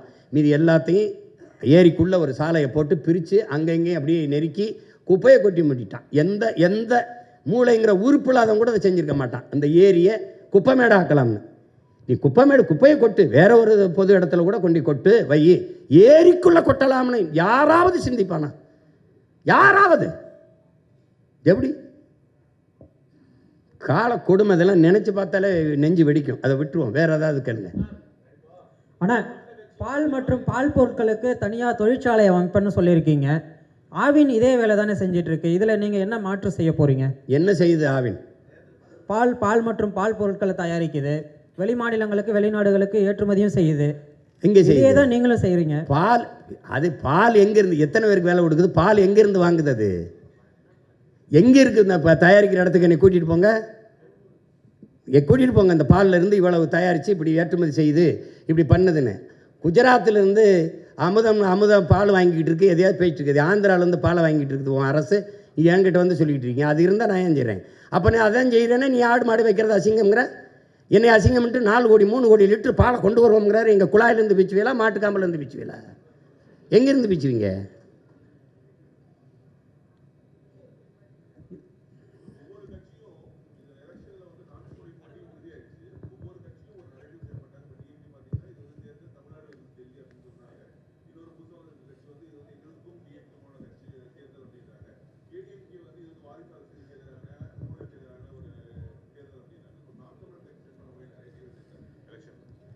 இல்லை, அதில் வந்து உங்களுக்கு தெரியுங்க, போட்டிங்கிறது கோட்பாட்டு அளவு போட்டி தான் உங்களுக்கு. இதுவரை இந்த நாட்டில் என் மக்களுக்கு இருக்கிற பிரச்சனைகள், துன்பங்கள் இருக்குல்ல, இந்த பிரச்சனைகள் தினந்தோறும் போராட்டம் நடக்குது. அதை நீங்கள் என்னையோட நீங்கள் ஊடகத்தில் இருக்கிற பிள்ளைகள் நீங்கள் நல்லா கவனிப்பீங்க. ஆசிரியர்கள், படிப்பிக்கிற ஆசிரியர்கள் பாதையில் நிற்கிறாங்க, மருத்துவர்கள் வீதியில் நிற்கிறாங்க, செவிலியர்கள் வீதியில் நின்று போராடுறாங்க, வேளாண் குடிமக்கள் போராடுறாங்க, போக்குவரத்து தொழிலாளர்கள் போராடுறாங்க, துப்புரவு பணியாளர்கள் போராடுறாங்க. எல்லாருமே வீதிக்கு வந்து போராடும் போது அரசு நல்லாட்சி கொடுக்குறேன்னு சொல்லுது. இப்போ கடந்த காலத்தில் நிறைய போராட்டங்கள் வந்ததை நீங்கள் பார்த்துருப்பீங்க. அப்போ அது என்னென்னா, இந்த போராட்டங்களை எல்லாம் கையெழுத்தது யார்? இந்த பிரச்சனைகளை எங்களுக்கு திணித்தது யார்? இவ்வளவு பிரச்சனைகள் இருக்குதே, இதை தந்தது யாருன்னா இவர்கள் தான். இதையெல்லாம் தந்தவர்கள் இவர்கள், இதை தீர்க்க வேண்டும் என்று வந்தவர்கள் நாங்கள். அதில் இருக்கிற வேறுபாடு புரியுது. இவங்க 3 பேரும் ஒரு இலவசம்னு இருக்காங்க, நாங்கள் இல்லைன்னு இருக்கோம். இப்போ யாராருக்கும் போட்டின்னு தெரியுது. அது ஒரு கரை, இது ஒரு கரை. அவர்கள் திராவிடர்கள்ங்கிறாங்க, நாங்கள் தமிழர்கள்ங்கிறோம். அவங்க இருமொழி கொள்கைங்கிறாங்க, நாங்கள் ஒரு மொழி கொள்கை, விரும்பினால் எம்மொழியும் கற்போம்ங்கிறோம். அப்போ ஒவ்வொன்றிலையும் மாறுபடுறோம். இதுக்குள்ளே தான் போட்டி இருக்குமே ஒழிய, நீங்கள் இப்போ இலவசம்ங்கிறாங்க, இலவசம் பெற வேண்டிய ஏழ்மை வறுமை நிலையில் இல்லாத வாழ்க்கை தரத்தை உயர்த்துவேங்கிறேன், நான் அதை கொடுப்பேங்கிறேன். நான் இலவசம் தரேன், கல்வி மருத்துவம் தூய குடிநீர் தரேன், மற்றதெல்லாம் இலவசம் தர முடியாதுங்கிறேன். அப்போ இந்த கோட்பாட்டு அளவில் நாங்கள் மாறுபட்டு நிற்கிறோம். இதுக்குள்ளே தான் போட்டி இருக்க முடியும். இந்த நாட்டில் இருக்க எல்லா பிரச்சனைக்கும் ஒன்று காங்கிரஸ், பாரதிய ஜனதா, திமுக, அதிமுக, இது நாளை தவிர வேறு யாரும் இருக்காங்களா? அப்போ அதனால தான் இது நாளை எதிர்த்து நாங்கள் நிற்கிறோம். இப்போ உங்களுக்கு விளங்குதா? அப்போ அதில் அவங்கவுங்க குறிச்சிக்கிறாங்க, எங்களுக்கு இவங்க எதிரி, இவங்க அது எதிரின்னு. இப்போ என்டிஏவுக்கு தமிழ்நாட்டு அரசியலில் என்டிஏக்கு என்ன பிரச்சனை வருது? இங்கே ஐயா ஸ்டாலினை வீழ்த்தி எடப்பாடி வர்றதா, எடப்பாடி ஐயா வீழ்த்தி ஸ்டாலின் ஐயா வர்றதா? திமுகவா அதிமுகவா? பிசாசா பேயா? பேயை விட்டுட்டு பிசாசை கல்யாணம் பண்ணுறதா? பிசாசை விவாகரத்து பண்ணிவிட்டு பேயை கல்யாணம் பண்ணுறதா? இப்போ நாங்கள் இந்த பேயை தள்ளிட்டு ஒரு தேவதையை உட்கார வைக்கணும்னு நினைக்கிறோம். தீமைக்கு மாற்று தீமை இல்லை. நபிகள்கிட்ட கேட்குறாங்க, தீமை எப்படி ஒழிப்பீங்கன்னு. நான் நன்மையை வச்சு தான் ஒழிப்பேன்னு. இப்போ நன்மை யார்? இப்போ அதிமுக திமுக ரெண்டும் வெவ்வேறு கட்சி. இப்போ திமுகவில் 11 அமைச்சர்கள், அதிமுக அமைச்சர்கள். சொல்லணுமா, பேர் சொல்லணும்னு இல்லை. இப்போ கூட புதுசாக கொஞ்சம் பேர் போய் சேர்ந்து இப்போ அடுத்த அமைச்சரவை வந்தால் அதுலேயும் அவங்க. அப்போ 2 வெவ்வேறு கட்சின்னு எப்படி சொல்கிறீங்க? கொடியில் வண்ணம் மாறும், கொள்கையில் என்ன மாதிரி இருக்கா? இங்கேயும் டாஸ்மார்க் இருக்கும், இங்கேயும் இருக்கும், இங்கேயும் ஊழல் லஞ்சம் இருக்கும், இங்கேயும் மலையை வெட்டுவாங்க, மணல் அள்ளுவாங்க, எல்லாம் உங்களுக்கு அதே தான் தொடரும். அப்போ ஆள் மாறும், ஆட்சி மாறும், ஆட்சி முறை மாறாது. அப்போ ரெண்டும் ஒரே கட்சி தான். இங்கே வந்து சேரும்போது தாய் கழகத்துக்கு வந்துட்டோம், அப்புறம் அங்கே போனால் நாங்கள் சேய் கழகத்துக்கு போயிட்டோம். இப்போ தாயை போல தானே பிள்ளை இருக்கும், நூலை போல தானே சேலை இருக்கும். இது சொர்ணாக்காவாக இருந்தால் இது மட்டும் என்ன தேவதையாவாக வந்துடும், இது குட்டி சொர்ணாவாக தான் இருக்கும். அப்போ அப்படி தான் இது இந்த கட்சிகள். அதனால் இந்த கோட்பாட்டு அளவில் நாங்கள் முரண்பட்டு நிற்கிற போது அவங்க ஒரு முனையில் இருக்காங்க, நாங்கள் எதிர்முனையிலும் இருக்கோம். அவங்க சூலாயுதமாக இருக்காங்க, நான் வேளாக இருக்கேன். உள்ளாட்சி தேர்தல் நடத்துவது மாநில அரசினுடைய ஒரு கடமை. ஆனால் உள்ளாட்சி தேர்தல் பற்றி நாம் தமிழர் கட்சியினுடைய நிலைப்பாடு என்ன? இல்லை, எனக்கு இந்த உள்ளாட்சியின் மூலமாக அங்கே தான் அதிகமாக இங்கே சாதி மத பிளவுகளும் அந்த தீண்டாமை ஏற்றத்தாழ்வுகளும் அதிகமாக இருக்குது நம்ம பார்க்குறோம். எம்ஜிஆர் அவர்கள் இருக்கும்போது உள்ளாட்சி தேர்தலை நடத்தலை. இப்போ என்னோடய கோட்பாடு, நானே நல்லாட்சி கொடுக்கும்போது அங்கே என்ன ஒரு உள்ளாட்சி, நானே வேரில் தண்ணி ஊற்றுறேன், அங்கே எதுக்கு ஒரு வேலைக்காரர்னு கேட்குறேன். ஆனாலும் நமக்கு மாவட்ட ஆட்சியர் வட்டாட்சியரே போதும் சிறந்த நிர்வாகத்தை கொடுக்க. இப்போ எல்லாரும் இது பண்ணுறனால இந்த அதிகாரத்தை நிர்வாகத்தை பரவலாக்குங்கிற அடிப்படையில் உள்ளாட்சி தேர்தலை நடத்துகிறோம். ஏன்னா நம்ம ஊழல் லஞ்சம்ங்கிறது சொல்லில் கூட இல்லாமல் ஒழிக்கணும்னு நினைக்கிறேன். நம்ம உண்மை நேர்மையான நிர்வாகத்தை உனக்கு வேண்டி எல்லாத்தையுமே நான் கொடுத்துட்றேன். அப்போ அதுக்கப்புறம் நீ தேவைக்கு அதிகமாக பணம் சேர்க்க வேண்டிய அவசியத்தை இல்லாத ஒழிச்சிட்டேன்னா அது ஒழிஞ்சிரும். அதனால் நம்ம நடத்துகிறோம் நல்ல சிறப்பாக நிர்வாகத்துக்காக செய்கிறோம். சார் 15 ஆண்டு காலம் நீங்கள் சொல்லிட்டு இருந்தீங்க போராடிட்டு இருக்கோம் அப்படின்னு சொல்லிட்டு. இப்போது ஒரு தேர்தல் போதும் ஒரு திட்டங்களை நம்ம கொண்டு வரோம் இதெல்லாம் அப்படின்னு சொல்லிட்டு. 2 திராவிட கட்சிகளை தாண்டி புதுதாக ஒரு கட்சி தமிழகத்தில் ஆட்சி அமைக்க முடியாததுக்கு காரணம் இந்த சாதி மத அரசியல் அப்படின்ற அந்த கட்டமைப்பை உடைக்கிறதுலையோ இல்லை மாற்றுறதுலையோ எவ்வளோ கஷ்டம் இருக்குது, அதுக்கு எவ்வளோ முற்பட வேண்டியது இருக்குது ஒரு வெற்றிக்கு, அதை தாண்டி? இல்லை, சாதி மத உணர்ச்சிங்கிறது அது தமிழ் சமூகத்துக்கு மட்டும் இல்லை, அது மானுட குலத்துக்கே எதிரானதாக இருக்குது. அது குறிப்பாக எங்களுக்கு பெரிய பேரிடராக இருக்குது. அதனால தான் கடவுள் வெறி சமய வெறி கண்ணல் நிகர் தமிழுக்கு நோய் நோய் நோயே இடை வந்த சாதி எனும் இடர் ஒழிந்தால் ஆள்வது நம் தாய் தாயேங்கிறது எங்கள் புரட்சி பாடுறார். தமிழுக்கு அமுதென்று பேர், அந்த தமிழ் எங்கள் உயிருக்கு நேர்னு பாடின, அந்த தமிழ் இன்பத்தமிழ் எங்கள் உயிருக்கு நேர்னு பாடின பாவலன் என்ன சொல்கிறான், சாதி ஒழித்தல் ஒன்று நல்ல தமிழ் வளர்த்தல் மற்றொன்றுங்கிறான். தமிழை உயிருக்கு நேராக பண்ணவன் தமிழ் வளர்த்தல் ஒன்று சாதி ஒழித்தல் மற்றொன்றுன்னு பாடலை, முதல்ல சாதியை ஒழிக்கணுன்றான், நல்ல தமிழ் வளர்த்தல் மற்றொன்றுங்கிறான். அப்போ இதில் ரொம்ப முக்கியமாக நீங்கள் கவனிக்கணும், இதில் என்ன என் அன்பு தம்பி தங்கிகள் என்னை உடன் பிறந்தார்கள் கவனிக்கணும். சாதியே அரசியலாகி அதிகாரமானால் அங்கே சகோதரத்துவம் சமத்துவம் இருக்காது. மதம் அரசியலாகி அதுவே அதிகாரத்துக்கு வருமானால் அங்கே மனிதநேயம் மானுடம்ங்கிறது இருக்காது, செத்தே போயிடும். பணம் அரசியல் ஆயிருமானால் அங்கே ஒழுக்கம் பண்பாடு இருக்கவே இருக்காது. இது மூணையும் கடந்து ஒரு அரசியலை நம்ம கட்டமைக்கணும். உங்களுக்கு புரியுது? சாதி மத உணர்ச்சிங்கிறது வெறும் மனிதனுக்கு மட்டுமானது, அரசியல் எல்லா உயிர்களுக்குமானது. இந்த எல்லா உயிர்களுக்குமான அரசியலில் இந்த சாதி மதம் மனிதனுக்குமான உணர்ச்சியை கலப்பது என்பது சரி வராது. அதனால தான் நாங்கள் இந்த சாதி பார்த்து போடுற ஓட்டு எனக்கு திட்டு நீ போற்றாதேங்கிறது, சாதி பார்த்து இடம் கொடுக்காம மாற்றி கொடுக்கறதுக்கு காரணமாக அதுதான். அதை ஒரு கொஞ்சம் கொஞ்சமாக நீங்கள் வருது. நீங்கள் பார்த்தீங்கன்னா கடந்த தேர்தலில் எங்கள் பொது தொகுதியில் நான் ஆதித்தமிழ் குடியை நிறுத்தினோ அங்கெல்லாம் எனக்கு அதிக வாக்கு வருது அப்படின்னா மாறுதில்ல, ஒரு மாறுதல் வருதில்ல. அப்போ அதை செய்யணும்னு நினைக்கிறேன். அது கொஞ்சம் கொஞ்சமாக தான் வரும். மாறுதல்ங்கிறது ஒரே நாளில் வராது. ஏன்னா அது சிறுக வரணும், மக்களின் மனத்துக்குள்ளே அந்த மாறுதல் வரணும். அது நீங்கள் சொல்கிற மாதிரி பெரிய இடையூறு தான். இந்த ஒரு நல்ல அரசியலை கட்டமைக்கிறதுல பெரிய தடை தான். அண்ணா, இப்போ நீங்கள் பெண்களுக்கு ஒரு தனி தொகுதி கொடுப்பேன் அப்படின்னு சொல்லிட்டு நீங்கள் முன்வடிவு பண்ணியிருக்கீங்க. ஆனால் இங்கேண்ணா பெண்களுக்கு தனி தொகுதி கொடுப்பேன்னு சொல்லிட்டு நீங்கள் சொல்லியிருக்கீங்க. இப்போ இங்கே தனி தொகுதியே பார்த்தீங்கன்னா பெரிய சிக்கலாக தான் இருக்குது. உதாரணத்துக்கு தனி தொகுதியில் தேர்ந்தெடுக்கப்படக்கூடிய எம்எல்ஏக்கள் பார்த்தீங்கன்னா, உதாரணத்துக்கு ராசா என்ன சொன்னார்னா, நான் 2 பேருக்கு பிரச்சனை அப்படின்னா நான் பட்டியல் சமூக மக்களுக்கு ஆதரவாக நான் போய் பேச மாட்டேன், ஏன்னா நான் எல்லாரும் ஓட்டு போட தேர்ந்தெடுக்கப்பட்டிருக்கேன், நான் பொதுவாக தான் பேசணும் அப்படின்னு சொல்கிற கருத்தை முன்வைக்கிறாரு. அப்போ இந்த தனி தொகுதியை இங்கே ஒரு சிக்கலாக இருக்கும் பொழுது பெண்களுக்கான தனி தொகுதியை நீங்கள் என்ன சொல்ல வரீங்க? அதே போல் நீங்கள் அரசியலமைப்பில் நிறைய மாற்றங்கள் செய்யணும்னு சொல்லும் பொழுது அரசியலமைப்பில் போதியமான அளவுக்கு பாதுகாப்பு தமிழர்களுக்கு இல்லை நீங்கள் சொல்ல வரீங்களா? ஆமாம், அதில் என்ன ஐயா உங்களுக்கு இப்போ பெண்களுக்கு கொடுக்குறதுன்னா, இப்போ 3 ஆண்கள் போட்டியிடுற தொகுதியில் என் பிள்ளை 117 இடம் நான் பெண்கள் கொடுத்துருக்கேன்னா, எல்லா தொகுதியிலையும் எல்லா கட்சியும் பெண்களை நிறுத்துறதில்ல. இப்போ 3 ஆண் வேட்பாளர்களோட என் பிள்ளை ஒரு பெண், என் தங்கச்சியோ ஒரு அக்காவோ போட்டியிடும்போது அது சரியில்லை. அப்போது பெண்களுக்கென்று தனியாக இது பெண்கள் தான் போட்டியிட முடியும். இப்போ உள்ளாட்சியில் அம்மா ஜெயலலிதா 50 விழுக்காடு கொண்டு வந்த மாதிரி இப்படி கொண்டு வந்துட்டிங்கன்னா அது பெண்களுக்கு சம வாய்ப்பு அரசியலிலும் அதிகாரத்திலையும் கொடுக்குற மாதிரி வந்துடும். அதுதான் சரியான பாதுகாப்பாக இருக்கும், சரியான உரிமை பகிர்வாக இருக்கும். அதை தான் நான் சொல்கிறேன், அதை தான் கொண்டு வரணுன்றேன்.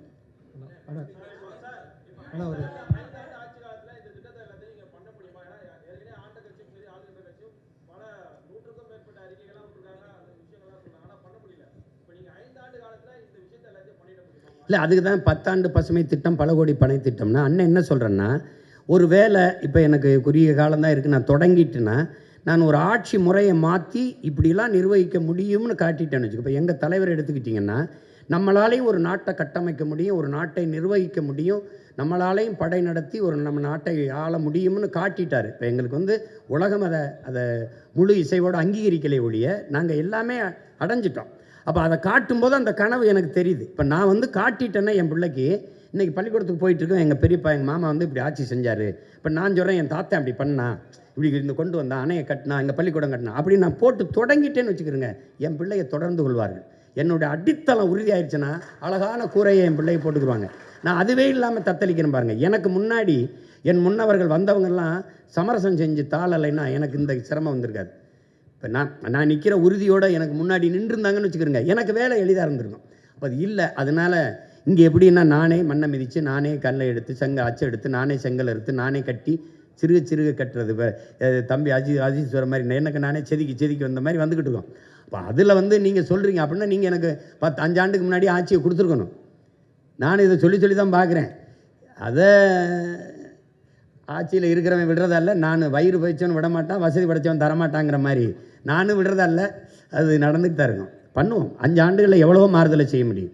கெஜ்ரிவால் கல்வியை தரமாக உயர்த்தினாருன்னு நான் சொல்கிறேன். 5 ஆண்டு தானே. ஒரு காட்டிட்டா அப்புறம் அதை பிடிச்சிக்குவாங்கல்ல நம்ம பிள்ளைய. நல்லது, இது சரியாக இருக்க, இதே மாதிரி பண்ணிட முடியும்னு தெரியும். ஒரு முறை தானே.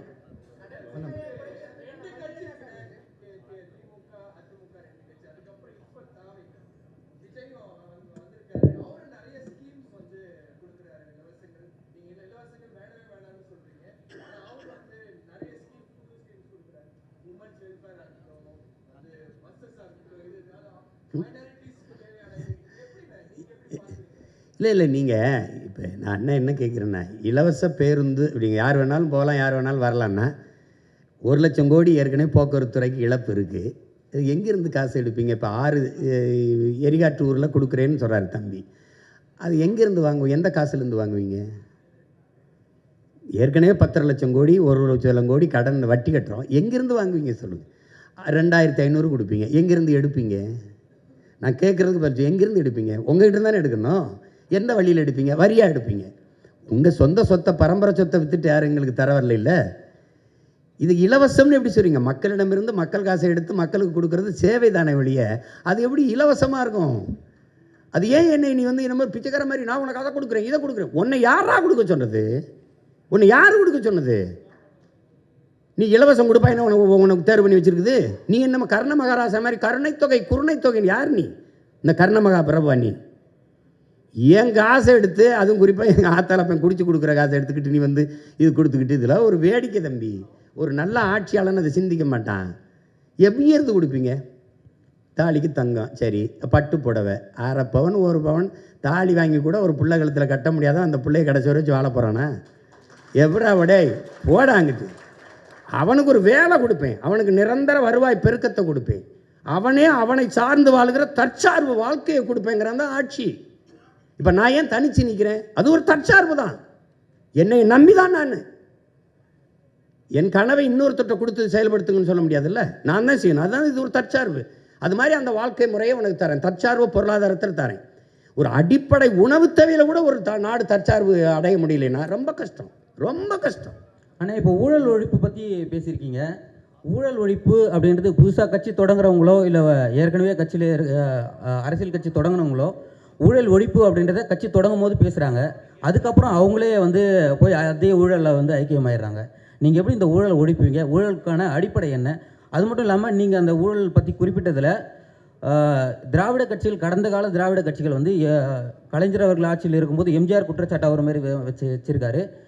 எம்ஜிஆர் ஆட்சியில் இருக்கும்போது கலைஞர் அவர் மீது ஒரு ஊழல் குற்றச்சாட்டை வச்சுருக்காரு. ஜெயலலிதா அவர்கள் மீதும் மாறி இந்த மாதிரி குற்றச்சாட்டுகள் மட்டும் வச்சுருக்காங்க.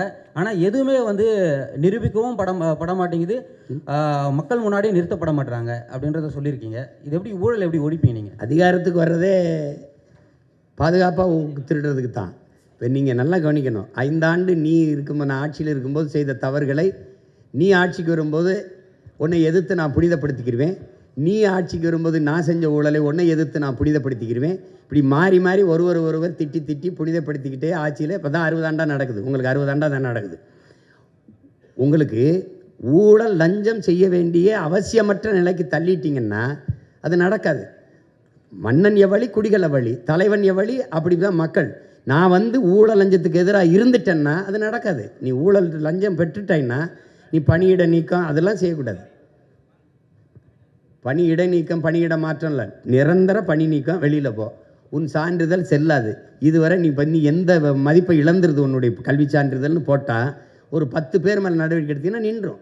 உனக்கு தான் எல்லாமே நான் கொடுத்துட்றேனே, உனக்கு கல்வி கொடுத்துட்றேன், தரமான போக்குவரத்து கொடுத்துட்றேன், குடிநீர் கொடுத்துட்றேன், மருத்துவம் கொடுத்துட்றேன், வேறு என்ன உனக்கு பிரச்சனை? உணவுப் பொருளை நானே விளைய வச்சிடுறேன், இல்லை சாப்பாட்டுக்கு கஷ்டம், அதெல்லாம் சொல்ல வேண்டிய அவசியமே இல்லையே. அப்படிங்கும்போது நல்ல வாழ்க்கையை கொடுத்துட்டோம்னா மக்கள் தேவைக்கு அதிகமாக பணம் ஈட்டணுங்கிற அவசியம் போயிடும். அதனால் தானே ஊழல் லஞ்சம் செத்து ஒழிஞ்சிரும். அந்த ஊழல் லஞ்சம் அது எப்படி தடுப்பேன்னா வெளிப்படையான நிர்வாகத்தின் மூலமாக. இப்போது இந்த சாலையை போட 500 கோடி ஒதுக்கியிருக்கேன்னா 500 கோடி ஒதுக்கியிருக்கேன்னு தெரியும். உங்களுக்கு ஒவ்வொரு முறையும் அந்த தகவல் வந்துக்கிட்டு இருக்கும். உங்களுக்கு புரியுதா? உங்களுக்கு தெரியாமல் திருட முடியாது. டென்மார்க் வந்து இந்த வெளிப்படையான நிர்வாகத்தின் மூலம் ஊழல் லஞ்சமற்ற நாடாக இருக்குது. நியூசிலாந்து வெளிப்படையான நிர்வாகத்தின் மூலம் நல்ல நிர்வாகம் செய்கிற நாடாக தெரியுது. அப்போ அந்த நிர்வாக முறையை நம்ம பின்பற்றுவோங்கிறோம். ஆனால் இது இப்போ நீங்கள் பார்த்தீங்கன்னா செயற்பாட்டு வரைவு வந்து இப்போ கல்லூரி ஒரு பேராசிரியர் மாதிரி செயற்பாட்டு வரைவு வந்து நீங்கள் கொடுக்குறீங்க. ஆனால் அந்த கருத்து கணிப்புங்கிறது வந்து இதெல்லாம் வந்து மக்களிடத்தில் போய் கொண்டு சேர்த்துருமா இந்த வெற்றி வாய்ப்புக்காக? கருத்து கணிப்புங்கிறது இல்லை. இப்போ நீங்கள் ஒரு நல்ல ஒரு அறிவு சமூகத்துக்குள்ள வந்து இது அவ்வளோ ஒன்றும் இது கடினமான ஒன்றும் இல்லை. இப்போ என்னை நீங்கள் எடுத்து பார்க்கணும். ஒரு பின்புலம் இல்லாத ஒரு எளிய மகன், சாதாரண மகன், ஒரு இக்கட்டான சூழலில் ஏற்கனவே அதிகாரத்தில் இருந்தவங்களை எதிர்த்து வந்தேன். 260 வழக்குகள் என் மேலே இருக்குது. இப்போ வந்து இவ்வளவு இதுக்குள்ள போய் இந்தியாவை யார் ஆள்றது அப்படிங்கும்போது தம்பி அண்ணாமலை அவர் தலைமையில் ஐயா மோடி பிரதமர்னு ஒரு கூட்டணி அமைச்சுக்கிட்டாரு. ஐயா ஸ்டாலின் அவர்கள் இந்தியான்னு ஒரு கூட்டணி வச்சுக்கிட்டாங்க, அவங்க காங்கிரஸ் கட்சி. ஐயா எடப்பாடி, இப்போ நான் 4வது இடத்துல நிற்கிறேன். எனக்கு என்னுடைய பழைய சின்னத்தை எடுத்துட்டாங்க. பல முறை நான் கொண்டு போய் சேர்த்த சின்னத்தை கடைசியாக ஒலி வாங்கி இந்த மைக்குன்னு ஒரு சின்னத்தை கொடுத்தாங்க. அதை வச்சுக்கிட்டு நான் வந்து என் பிள்ளைகள் யாரும் வந்து தெரிந்த வேட்பாளர்கள் இல்லை, எல்லாம் புதுசு. 36 லட்சம் வாக்குகளை எனக்கு போட்டு ஒரு முழு இசைவு பெற்ற, அதான் அங்கீகாரம் பெற்ற ஒரு கட்சியாக எனக்கு கொண்டு வந்து எனக்கு கொடுத்துருக்காங்க. ஒரு சின்னத்தை திருப்பி எந்த சின்னத்தை இழந்தனோ அதே சின்னத்தை திருப்பி எடுக்கிற அளவுக்கு கொண்டு வந்திருக்காங்கன்னா, அப்போ என் மக்களுக்குள்ள ஒரு தேடல் இருக்குது. இந்தியாவை யாரை ஆள்றதுன்னு என்னை தேடின என் மக்கள் தமிழ்நாட்டை யாரை ஆள்றதுங்கிறதுல என்னை தேடாமல் இருக்க முடியாது. என் பெட்டி, என் சின்னம் இதுவரைக்கும் 3வது பெட்டி 4வது பெட்டியில் இருந்திருக்கு. இப்போ அது முதல் பெட்டியில் இருந்தே ஆகணும். ஏன்னா அது பதிவு செய்யப்பட்ட கட்சி இல்லை, அங்கீகரிக்கப்பட்ட கட்சி. அப்படிங்கும்போது உழவர் குடிமகனை மறந்துட்டு ஒப்பிட்டவரை உள்ளளவு நினைங்கிறான். உணவிட்டவனை ஒரு தடவை உயிராக நினை, அவனை ஒரு தடவை நன்றின்னு தோடு, அவனும் வாழ்வான் நீயும் வாழ்வாயின்னு கேட்டு அந்த அதுதானே இப்போ கொண்டு போய் சேர்க்கறது தான் எங்களுக்கு இருக்கிறது. எங்களுக்கு நீங்கள் தான் எங்களை கொண்டு போய் சேர்க்கணும். அது நீங்கள் செய்வீங்கன்னு நம்புகிறேன். அப்பா 2026 நாம் தமிழர் ஆட்சின்னு சொல்லி செயல்பாட்டு வரைவு கொடுத்துருக்கீங்க. இதை பார்த்து சிறப்பாக இருந்தது, எனக்கு பிரம்மாண்டமாக இருந்தது, மகிழ்ச்சி. 15 வருடமாக நீங்கள் போராடிக்கிட்டு இருக்கீங்க மக்களுக்காக. இப்போ இன்கேஸ் மக்கள் உங்களை நம்பி உங்களை ஓட்டு போட்டு முதலமைச்சராக தேர்வானால் உங்களோட முதல் கையெழுத்து மக்களுக்கான திட்டங்களாக என்ன இருக்கும்? இல்லை, ஒரே முதல் கையெழுத்து நான் முதலமைச்சராகிற கையெழுத்து தான். அது இல்லைன்னா பதவி செல்லாது. எனக்கு ஒரு 100 இது இருக்குது. உங்களுக்கு தெரியுமில்ல, உங்களுக்கு எல்லாத்தையும் சும்மா அது சொல்கிறத முதல் கையெழுத்துன்னு அப்படி ஒன்றும் இல்லை. அது எது அன்னைக்கு அந்த தேவையே இதுதான். நமக்கு உங்களுக்கு தெரியும் 100 கையெழுத்தில் தான் இது சரி செய்ய முடியும். அதில் ஆகச்சிறந்ததாக நான் நினைக்கிறது, இந்த நாட்டில் வந்து பசிச்சு கிடந்தவங்கிற முறையில் பசிங்கிற சொல்லு இல்லாமல் நான் ஒழிக்கணும்னு நினைக்கிறேன். அது வந்து இந்த நாட்டில் பல கோடிக்கணக்கான பிள்ளைகள் பசியோடு உறங்க போகிறாங்கிறத படிக்கும்போது அவ்வளவு வலி இருக்குது. நான் இங்கேருந்து என் வீட்டுக்கு தினம் போகும்போது நிறுத்தங்களில் இந்த குழந்தை இப்படி தோளில் போட்டுக்கிட்டு அந்த மயங்கே கிடக்குது. அது என்ன கொடுப்பாங்கன்னு தெரியல. சின்ன பிள்ளைங்க, வயசானவங்க எங்கேருந்து இறக்கி விட்டாங்கன்னு தெரியல. நிறுத்தினோடனே அந்த கையை கூட்டமாக வந்து ஏந்தும்போது ஒரு வலி வரும் பாருங்க, நடா அப்படின்னு. நம்ம பெண்கள் இல்லை வட இந்திய பெண்கள் தான். இப்போ அதில் ஒன்று தோணும், நீ பிச்சை எடுக்கிற வேலை கூட நமக்கு கிடைக்காதவருக்கு அதையும் அவன் எடுத்துக்கிட்டான்னு தோணும். ஆனாலும் இந்த நிலைமையில் இன்னும் இருக்குது. பிச்சைக்காரன் சுவிப்பு மிஷின் எடுக்கிற பிச்சை போட்டு காட்டுவேன். நான் வர்த்திருக்கேன் அந்த காட்சியை. அது பிச்சைக்காரன் சுவிப்பு மிஷின் பிச்சை எடுக்கிறத வளர்ச்சின்னு காட்டுது. நான் பிச்சைக்காரனே இல்லாத ஒரு நாட்டை படைக்கிறது தான் வளர்ச்சின்னு நினைக்கிறேன். அப்போ ரெண்டு இந்த முரண்படுது. என்னுடைய பிள்ளைகளுக்கு வந்து கல்வி ஒரு சுமையாக இருக்கக்கூடாது, அது ஒரு கனவாக போயிடக்கூடாது. நீ என்ன கல்வி நினைக்கிறியோ, மருத்துவமாக படி, நீ பொறியாளராக படி, அது எந்த வாய்ப்பையும் அரசு செய்யும். ஏன்னா நான் என்ன சொல்கிறேன், ஒட்டுமொத்த நாட்டு பிள்ளைகளும் என் நாட்டின் செல்வங்கள்னு அதை தூக்கி கொண்டு போகணும். அதுக்கப்புறம் மருத்துவம் வந்து உயிர்காக்கும் மருத்துவம் எல்லாருக்கும் சரியாக சமமாக தரமாக இருக்கணும்னு நான் நினைக்கிறேன். எனக்கு தெரிஞ்சு கம்யூனிஸ்ட் கட்சி எங்கள் ஐயா தாப்பாண்டியன் நல்லகண்ணன் தவிர அரசியல் தலைவர்களில் யாரும் அரசு மருத்துவமனையில் படுத்ததா எனக்கு தெரியல. உங்களுக்கு புரியுதுன்னு நினைக்கிறேன். அப்போ அந்த மாதிரி ஒரு நல்ல ஆட்சியை கொடுக்கணும்னு நினைக்கிறேன். அப்போ ஊழல் லஞ்சத்தை விட்டு உண்மை நேர்மையான நிர்வாகம் அது கொண்டு வரணும்னு நினைக்கிறேன். இப்போ எனக்கு உங்ககிட்ட சொல்கிறதுக்கு என்ன, என் தலைவனுக்கு ஒரு கனவு இருந்தது, 200 ஆண்டுகளுக்கு பிறகு என் இனம் எப்படி வாழணும்ன்ட்டு. அந்த கனவு எங்களுக்கு கையளிக்கப்பட்டிருக்குது, எனக்கு கடத்தப்பட்டிருக்குன்னு வச்சுக்கிறீங்களேன். இப்போ அதை எப்படியாவது அவர் கனவை அந்த நிலையில் எந்த ஒரு இடத்துல நிறைவேற்றி காட்டிடணும்னு நினைக்கிறேன். ஒரு தடவை என் ஆட்சியில் நீங்கள் வாழ்ந்து பாருங்களேன், என்னடா இவ்வளோ வேலை செஞ்சுருக்க முடியுமான்னு தோணும். இவ்வளோ பண்ணியிருக்க முடியுங்களா? இந்த தண்ணீரை எப்படி சேமிக்கிறேன், சாலை எப்படி போட்டு பராமரிக்கிறேன், இந்த கழிவுநீர் மழை நீரை எப்படி எடுத்துக்கிட்டு போகிறேன். ஒரு தடவை வாய்ப்பு கொடுத்தா தானே தெரியும். நான் சொல்லிக்கிட்டே இருக்கேன், நான் நல்லா விளையாடுவேன்ப்பா, நல்லா ஒரு தடவை இறக்கி விடுங்க விளையாடாங்கிறேன். அதனால் முதல் நீங்கள் சொல்கிற கையெழுத்து உண்மையிலே நாட்டுக்கு மக்களுக்கும் எது முதன்மையானது அவசியமானதுன்னு பார்த்து போடுவேன், முதல் திட்டத்தில் போடுவேன். அப்பா 2500 வருஷமா புத்தர் காலத்துல இருந்து சாதி ஆதிக்கம் தலைவிரிச்சு ஆடுது. 2500 காலமா புத்தர் காலத்துல இருந்து சாதி ஆதிக்கம் தலைவிரிச்சு ஆடுது. இப்போ 2026 இருக்கிறோம். இங்க இருக்கிற திராவிட கட்சிகள் யாரும் சாதி ஒழிக்க முன் வர மாட்டாங்க. சாதி பிரச்சனை நடந்தாலும் தக்க தண்டனை கொடுக்க மாட்டாங்க. 2026 நாம் தமிழர் கட்சி அரசு வந்தா சாதி ஆதிக்கின் பேரில் நடக்கிற வன்கொடுமைகளுக்கு எந்த மாதிரி தண்டனை கொடுப்பீங்க? அப்புறம் 12 லட்சம் ஏக்கர் பஞ்சமி நிலம் முழுக்க முழுக்க பட்டியலின மக்கள் போகிற நிலத்தை எவ்வளோ சீக்கிரம் மீட்டு எடுத்து கொடுப்பீங்க? 142 கோடி மக்களோட தலையெழுத்தை மாற்றின பாபா சாஹேப் அம்பேத்கரோட சிலை கூண்டுக்குள்ளே நிற்குது, எவ்வளோ சீக்கிரம் வெளியெடுப்பீங்க? அதெல்லாம் எடுத்துருவோம் நீ ஒரு நீ அப்போ இப்போ நம்ம புரட்சியாளர் சிலை மட்டும் இல்லை, நம்ம தாத்தா முத்துராமலிங்க தேவர், தாத்தா காமராஜ் எல்லாரும் சிலையும் தான் இருக்குது. வந்தயம் பணம் சிலையெல்லாம் திறந்துருக்கு. நம்ம சிலையெல்லாம் நாட்டு விடுதலைக்கு ஜெயிலுக்கு போனாங்க, விடுதலை விட்ட பிறகு சிறையில் தான் இருக்காங்க. அதெல்லாம் உடச்சிடறோம், கண்காணிப்பு கறி வச்சிடறோம், தொட்டால் தூக்கிடுறோம். நீ ஒன்றும் கவலைப்படாத, ஒழிச்சிடுறோம். பஞ்சமி நிலத்தை மீட்கணும். அதுக்கு பல தடவை அண்ணன் போராடி இருக்கேன். இப்போ இந்த தடவை அறிவிப்பேன், சொல்லுவேன். இந்த 12 லட்சம் ஏக்கர் எந்த கொம்பாதி கொம்பன்ட்டு இருந்தாலும் எடுக்கிறோம். அதை வந்து நமக்கு பாரபட்சம் கிடையாது, வேண்டியவன் வேண்டாதவன் கிடையாது. ஏனெல்லாம் எனக்கு கொடுத்துரு. அதுக்கப்புறம் சாதி ஒழிப்பு தானே, அதுவே செத்து ஒளியும் நீ கவலையே படாத.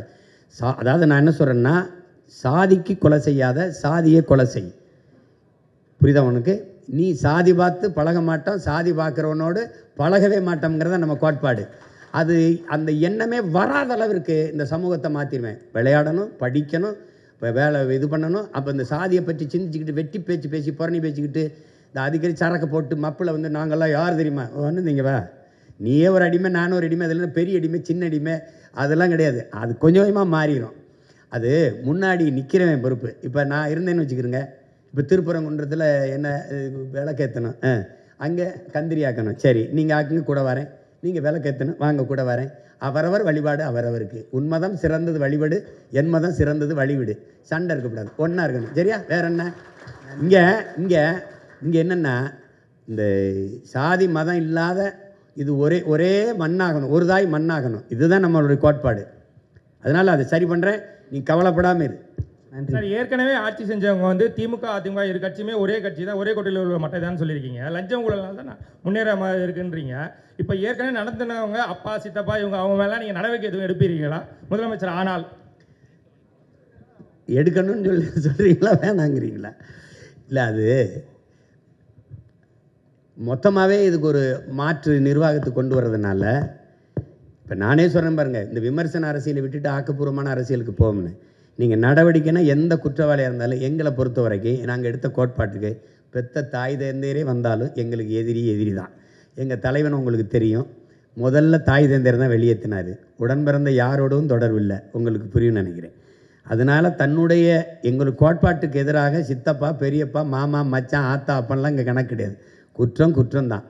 அது வந்து நீங்கள் இங்கே இருக்கிற அரசியல் கட்சி தலைவர்களை பார்த்து இந்த வேலைக்கு செய்ய வந்தவன் நீங்கள் நினச்சிங்கன்னா அது தவறு. என்னை வளர்த்தவன், என்னை உருவாக்கி இந்த இடத்துல போய் நில்லுன்னு சொன்னவன் எப்பேற்பட்டவனும் உங்களுக்கு தெரியும். அதில் துளி சமரசமும் செய்ய மாட்டேன். புரியுதா உங்களுக்கு? வேற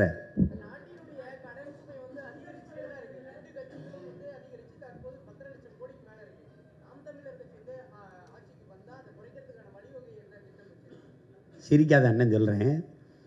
கடன் வாங்கினவன் யாருன்னு கேட்பேன் அவங்ககிட்ட. அந்த முகேஷ் அந்த அனில் அம்பானி ஒருத்தர் இருந்தாப்புல 1,00,000 கோடி திவாலாயிருச்சுன்னு விட்டாப்புல. நான் தமிழ்நாடு அரசு திவாலாயிருச்சுன்னு ஒரு மஞ்சள் நோட்டீஸை விட்டுருவேன். புரியுதோ? ஏன் என்கிட்ட வந்து கேட்பான், ஐயோ நான் வாங்கினேண்ணா, கையெழுத்து போட்டு வாங்கினவன், அவன் ஆளுகள்லாம் இருக்குது, நான் வேணா உனக்கு துணைக்கு ஆள் அனுப்புகிறேன், போய் வசூலிச்சுக்க. எனக்கு அதனால் என் நாட்டுக்கு மக்களுக்கு ஒன்றும் இல்லை. எவனை வாங்கி தின்ட்டு போனதுக்கு, அவன் இலவசமாக வாரி இறைச்சி வாக்கை வாங்கி ஆட்சியை செஞ்சுட்டு போனதுக்கு நாம் ஆளை எல்லாம் செலவழிச்சுட்டு கடற்கரையில் படுத்துட்டாங்க. எனக்கு அது பேச்சு கிடையாது. இப்போ நான் வாங்கி கையெழுத்து போடுறதுக்கு நான் பொறுப்பு. நீ எவனை வாங்கி தின்னதுக்கு நான் என் மக்கள் காசை எடுத்து வட்டி கட்டிக்கிட்டு இருக்கிறதுக்கு என்கிட்ட கொடுத்தியா? நான் பொறுப்பு இல்லை. யார்கிட்ட கொடுத்த? ஆள் இல்லைன்னா அவங்க ஆளுங்க இருக்குது, சொந்த ஆளுங்க, பெத்த ஆளுங்க, அப்போ வாங்கி சாப்பிட்ட ஆளுங்க இருக்குது, அங்கே போய் வசூலிச்சுக்க. எனக்கு இது பொறுப்பு கிடையாது. இந்த கடனுக்கு நாம் தமிழர் அரசு பொறுப்பு ஏற்காது. ஆனால் நீ ஊதாரியாக வாங்கி சீட்டாடி இது பண்ணி அவனுக்கு கொடுத்து இவனுக்கு கொடுத்து 5,000 கொடுக்குறேன், 10,000 கொடுக்குறேன், அரிசி கொடுக்குறேன், பருப்பு கொடுக்குறேன், நான் கேட்டேனா உனக்கு? அது கிடையாது. அந்த நிர்வாகம் இதில் கிடையாது.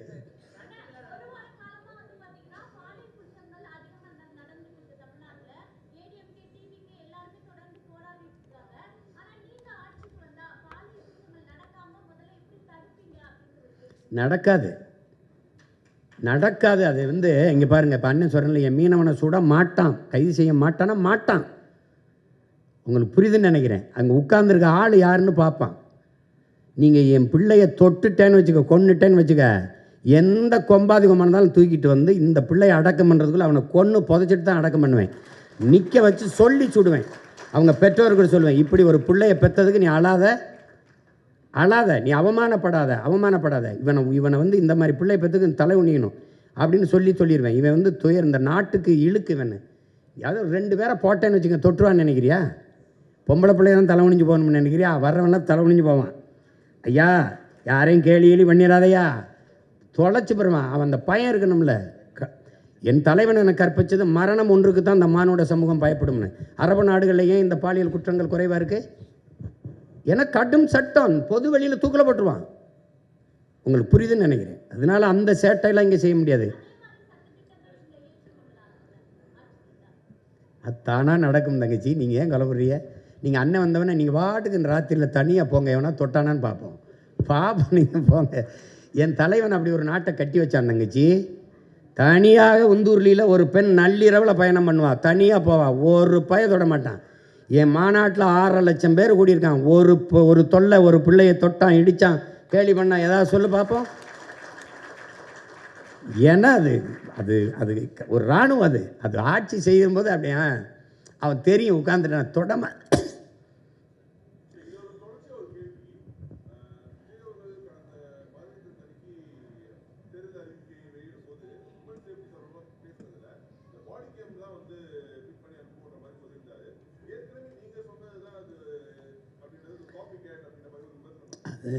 இது சில இதை நம்ம சொல்கிறதே திருப்பி சொல்லக்கூடாதுன்னு. இப்போ நான் வந்து நெய்தல் படைன்னு சொன்னேன், சிரித்தாங்க. ஐயா பினராயி விஜயன் அதை செயல்படுத்திட்டாப்புல. இப்போ சில இது நான் சொல்கிறது செயல்படுத்துகிறாங்க.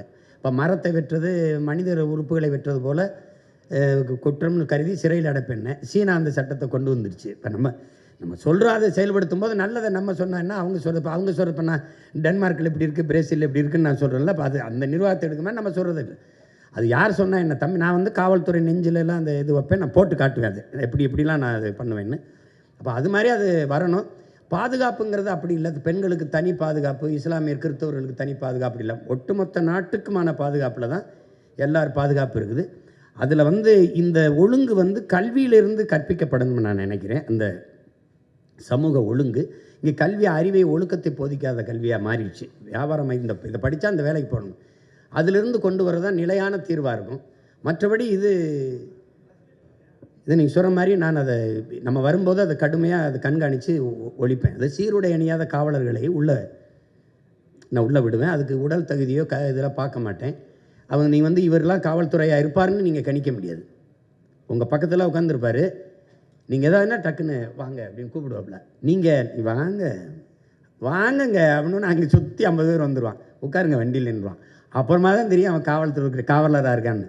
இந்த மாதிரி இந்த காவலருக்கான எந்த அடையாளம் இல்லாமல் மக்களுக்குள்ள பொது தலங்களில் வணிக நிறுவனங்கள், திரையரங்குகள், அந்த மாதிரி எல்லா இடங்களையும் உழவு விட்டுருப்பேன். அவன் யாருன்னே உங்களுக்கு தெரியாது. அப்போ நீங்கள் எனக்கிட்டேருந்து தப்பிக்க முடியாது. நான் தான் உண்மையிலே பிக் பாஸ், நான் தான் உங்களை எந்த வழியிலையும் கவனிச்சுக்கிட்டே இருப்பேன். ஓட முடியாது, ஒழிய முடியாது. நீங்கள் அது இந்த மாதிரி 10 நாளாக கற்பழித்து கொண்டுட்டு போயிட்டான், 10 நாளாக தேடிக்கிட்டு இருக்கேங்கிறாங்க பாருங்கள். இது மாதிரி ஒரு கொடுமை. சார், கடந்த தேர்தல்கள் இருந்து இப்போ உங்களுக்கு 8% வாக்கு இருக்குது. 8.5 இதிலிருந்து உங்களுக்கு படிப்பு என்ன, எந்த பிரிவு மக்களிடையே உங்களுக்கு ஆதரவு வலுவாக இருக்குது, எது உங்களுக்கு சவாலாக இருக்குது, அதை நீங்கள் பெருக வைக்கிறதுக்கு என்ன திட்டம் வச்சுருக்கீங்க? இல்லை, குறிப்பிட்ட அப்படின்னு சொல்ல முடியாது. இப்போ சாதி மத உணர்ச்சிகளை கடந்து ஒரு திரை ரசிக மனப்பான்மையிலிருந்து இப்போ இந்த சாராயம், பணம், இலவசம் இதெல்லாம் கடந்து ஒரு நல்ல அரசியல் வரணும், நல்ல ஆட்சி வரணும்னு நினைக்கிற மொழி இனப்பற்று கொண்ட காடு, மலை, ஆறு, அருவி, நிலம், வளம் இதெல்லாம் பாதுகாக்கப்படணும். இப்போ நம்ம ஐம்பெரும் ஆற்றலுங்கிறோம், அவங்க பஞ்சபூதங்கிறாங்க, ஐம்பூதங்கிறோம். இந்த கடல், இந்த ஆகாயம், இந்த காற்று, இந்த மலை, இந்த நீர், மரம் இதெல்லாம் இல்லாத இந்த உயிரினங்கள் இல்லைன்னு ஒரு புரிதல் இருக்கிற ஒரு அறிவு சமூகம் அது என்னை ரொம்ப தேடும். அப்போ அந்த மாதிரிங்கிறத நீ கற்றவர்கள் தான் மற்றவர்களுக்கு வழிகாட்டணும். அப்படி இருக்கும்போது ஒரு கற்றறிந்த சமூகம் பெருத்து வருகிற இந்த சூழலில் நான் சொல்கிறது, அவங்கக்கிட்ட காசை வச்சு அரசியல் செய்கிறாங்க, நான் கருத்தை வச்சு அரசியல் செய்கிறேன். அவங்க நாணயத்தை வச்சு செய்கிறாங்க, நான் நயத்தை வச்சு செய்கிறேன். அவங்க பணத்தை வச்சு செய்கிறாங்க, நான் என்னுடைய இனத்தை முன்னிறுத்தி அரசியல் செய்கிறேன். இது ரெண்டுக்கும் நிறைய மாறுபாடு இருக்குது. இப்போ எனக்கு பதவியாக மக்களுக்கான உதவியான உதவி தான், எனக்கு பணமாக இனமான இனம்தான். மக்களை வைத்து பிழைக்க வந்தேன்னா, மக்களுக்காக உழைக்க வந்தேன்னா, நான் மக்களுக்காக உழைக்க வந்தேன். அப்போ இந்த இதை நான் தொடர்ந்து நிரூபிக்கும் போது நீங்கள் பாருங்கள், விழுக்காட்டு அடிப்படையில் வளர்ந்தே போய்கொண்டிருக்கேன். அப்படிங்கும்போது இந்த தடவை தமிழ்நாட்டை யாரை ஆள்றதில் 4 முதலமைச்சர் வேட்பாளர் இருந்தாலும் என்னை என் மக்கள் தேடாமல் இருக்க மாட்டாங்க. ஏன்னா நான் தான் அந்த மக்களுக்கான இப்படி இந்த ஆட்சி முறையை இப்படி மாத்துறேன்னு சொல்கிறது நான் தான். நான் வீட்டுக்கு ஒரு இது தருவேன், நான் அப்படி கொடுப்பேன் அப்படி சொல்லலை. அதெல்லாம் நீனே வாங்கிக்கிற மாதிரி வாய்ப்பை ஏற்படுத்தி தந்துடுறேன்றேன். நீ பெருமையோடு தன்மானத்தோடு தலைமையிருந்து வாழ்கிற வாழ்க்கையை நான் தந்துடுறேன் உனக்கு, நீ எதிர்பார்த்துருக்காது. அப்போ நான் வரும்போது நாளைக்கு இப்போ 5000, அடுத்து இன்னும் 5 வருஷத்தில் அப்புறம் 20,000 ஆகும். இப்போ 10.5 லட்சம் கோடி 20 லட்சம் கோடி ஆகும். 1 லட்சம் கோடி வட்டி 2 லட்சம் கோடி வட்டி ஆகும். இப்போ என் தம்பி அறிவிச்சிருக்கிற அந்த இலவச அறிவிப்புகள் இருக்கு, அதுக்கே மாதம் 1 லட்சம் கோடி தேவைப்படுது. அது தாலிக்கு தங்கம், பிறந்தவொடனே வரவேற்பு, அப்புறம் 6 ஏரிகாட்டு ஊரில், அப்புறம் இலவச பேருந்து. உங்களுக்கு புரியுதுன்னு நினைக்கிறேன். அதை புள்ளி வரம் போட்டிங்கன்னா 1 லட்சம் கோடி மாதம் தேவைப்படுது. எங்கேருந்து எடுப்பீங்க? அப்போ அது நல்ல ஆட்சி முறை இல்லை, அதை செய்யக்கூடாது. மக்களுக்கு இப்போ நான் சொல்கிறது கொஞ்சம் வெறுப்பாக இருக்கும், கசப்பாக இருக்கும். எந்த நல்லதை முதல்ல எடுத்தோடனே ஏற்றிருந்துருக்கிறாங்க, ஆனால் அதுக்காக ஏற்பார்கள், எதிர்ப்பார்கள், ஆதரிப்பார்கள், அருவருப்பார்கள்னு பார்த்தா புதிய ஒன்றை செய்யவே முடியாது. அப்போ அது நான் மக்களின் கருத்துக்கானவன் இல்லை, முழுக்க மக்களின் நலனுக்கானவன். அதனால் நான் அதை தான் முன்னெடுக்க முடியும். உலகத்தில் மாறுதலை செஞ்ச எல்லாரும் மனச்சான்று வழி நடத்தியபடி நடந்தவன் தாங்கிறான். என் மனச்சான்று என்ன சொல்லுதோ அதை தான் நான் செய்ய முடியும். நான் தான் சொன்னேன், 2 முனை தான். அவங்க 3 பேரும் ஒரே தளத்தில் இருக்காங்க, நான் எதிர்த்தளத்தில் இருக்கேன். அப்படின்னா அந்த ஒரே தளம் தானே. அவர் 2000, 2500, நான் இதெல்லாம் கிடையாது. நீனே ஆயிரக்கணக்கான ரூபாயை ஈட்டிக்கொள்கிற மாதிரி உனக்கு வேலை வாய்ப்பு, வருவாய்ப்பு இருக்கும், பொருளாதார மேம்பாட்டை தந்துடுறேன். அவன் வாழ்விடத்திலே தந்துடுறேன்றேன். அப்போ நான் தானே வேறு இடத்துல இருக்கேன். அவங்க ஆங்கிலமும் கொள்கை மொழிங்கிறாங்க. அடுத்தவன் மொழி எனக்கு கொள்கையாக இருக்க முடியாதுல்ல. அது என்னுடைய தன்மான இழப்பை நான் கருதுகிறேன். அதனால் நான் என்ன சொல்கிறேன்னா, என் கொள்கை மொழியில் வேறுபடுறேன். அப்போ அதில் மாறணும்ல. அவங்க ஊழல் லஞ்சத்தை ஒழிப்போம்னே சொல்லலை. ஏன் சாராய கடையவே மூடுவேன்? என் தம்பி பாட்டிலுக்கு 10 ரூபா 10 ரூபான்னு பாடுறாரே ஒழிய நான் வந்தால் மூடுவேன்னு சொல்லலையே. இப்போ சாராய கடையை வச்சுக்கிட்டு, போதையை வச்சுக்கிட்டு, பெண்கள் பாதுகாப்பு என்பதும், சட்டம் ஒழுங்கு என்பதும், கொள்ளையை வன்முறையை தடுப்பேன் என்பதும் வெற்றி பேச்சாயிரும். சும்மா ஒரு என்ன சொல்கிறது, அது கேலியை வேடிக்கையாயிரும். அது சாத்தியப்படுத்த முடியாது.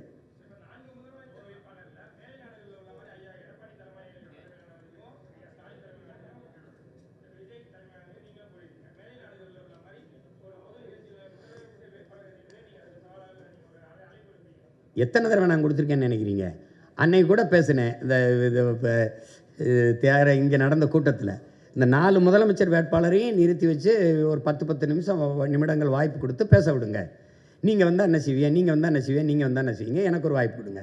அப்படி இந்த மாதிரி நீங்கள் ஊடகங்கள்லாம் இது நீங்கள் ஏற்பாடு பண்ணுங்கள், பண்ணி மக்கள்கிட்ட கொண்டு போகட்டும். யார் வந்தால் நல்லா இருக்குமோ மக்கள் முடிவு செய்யட்டும், அவ்வளோதானே.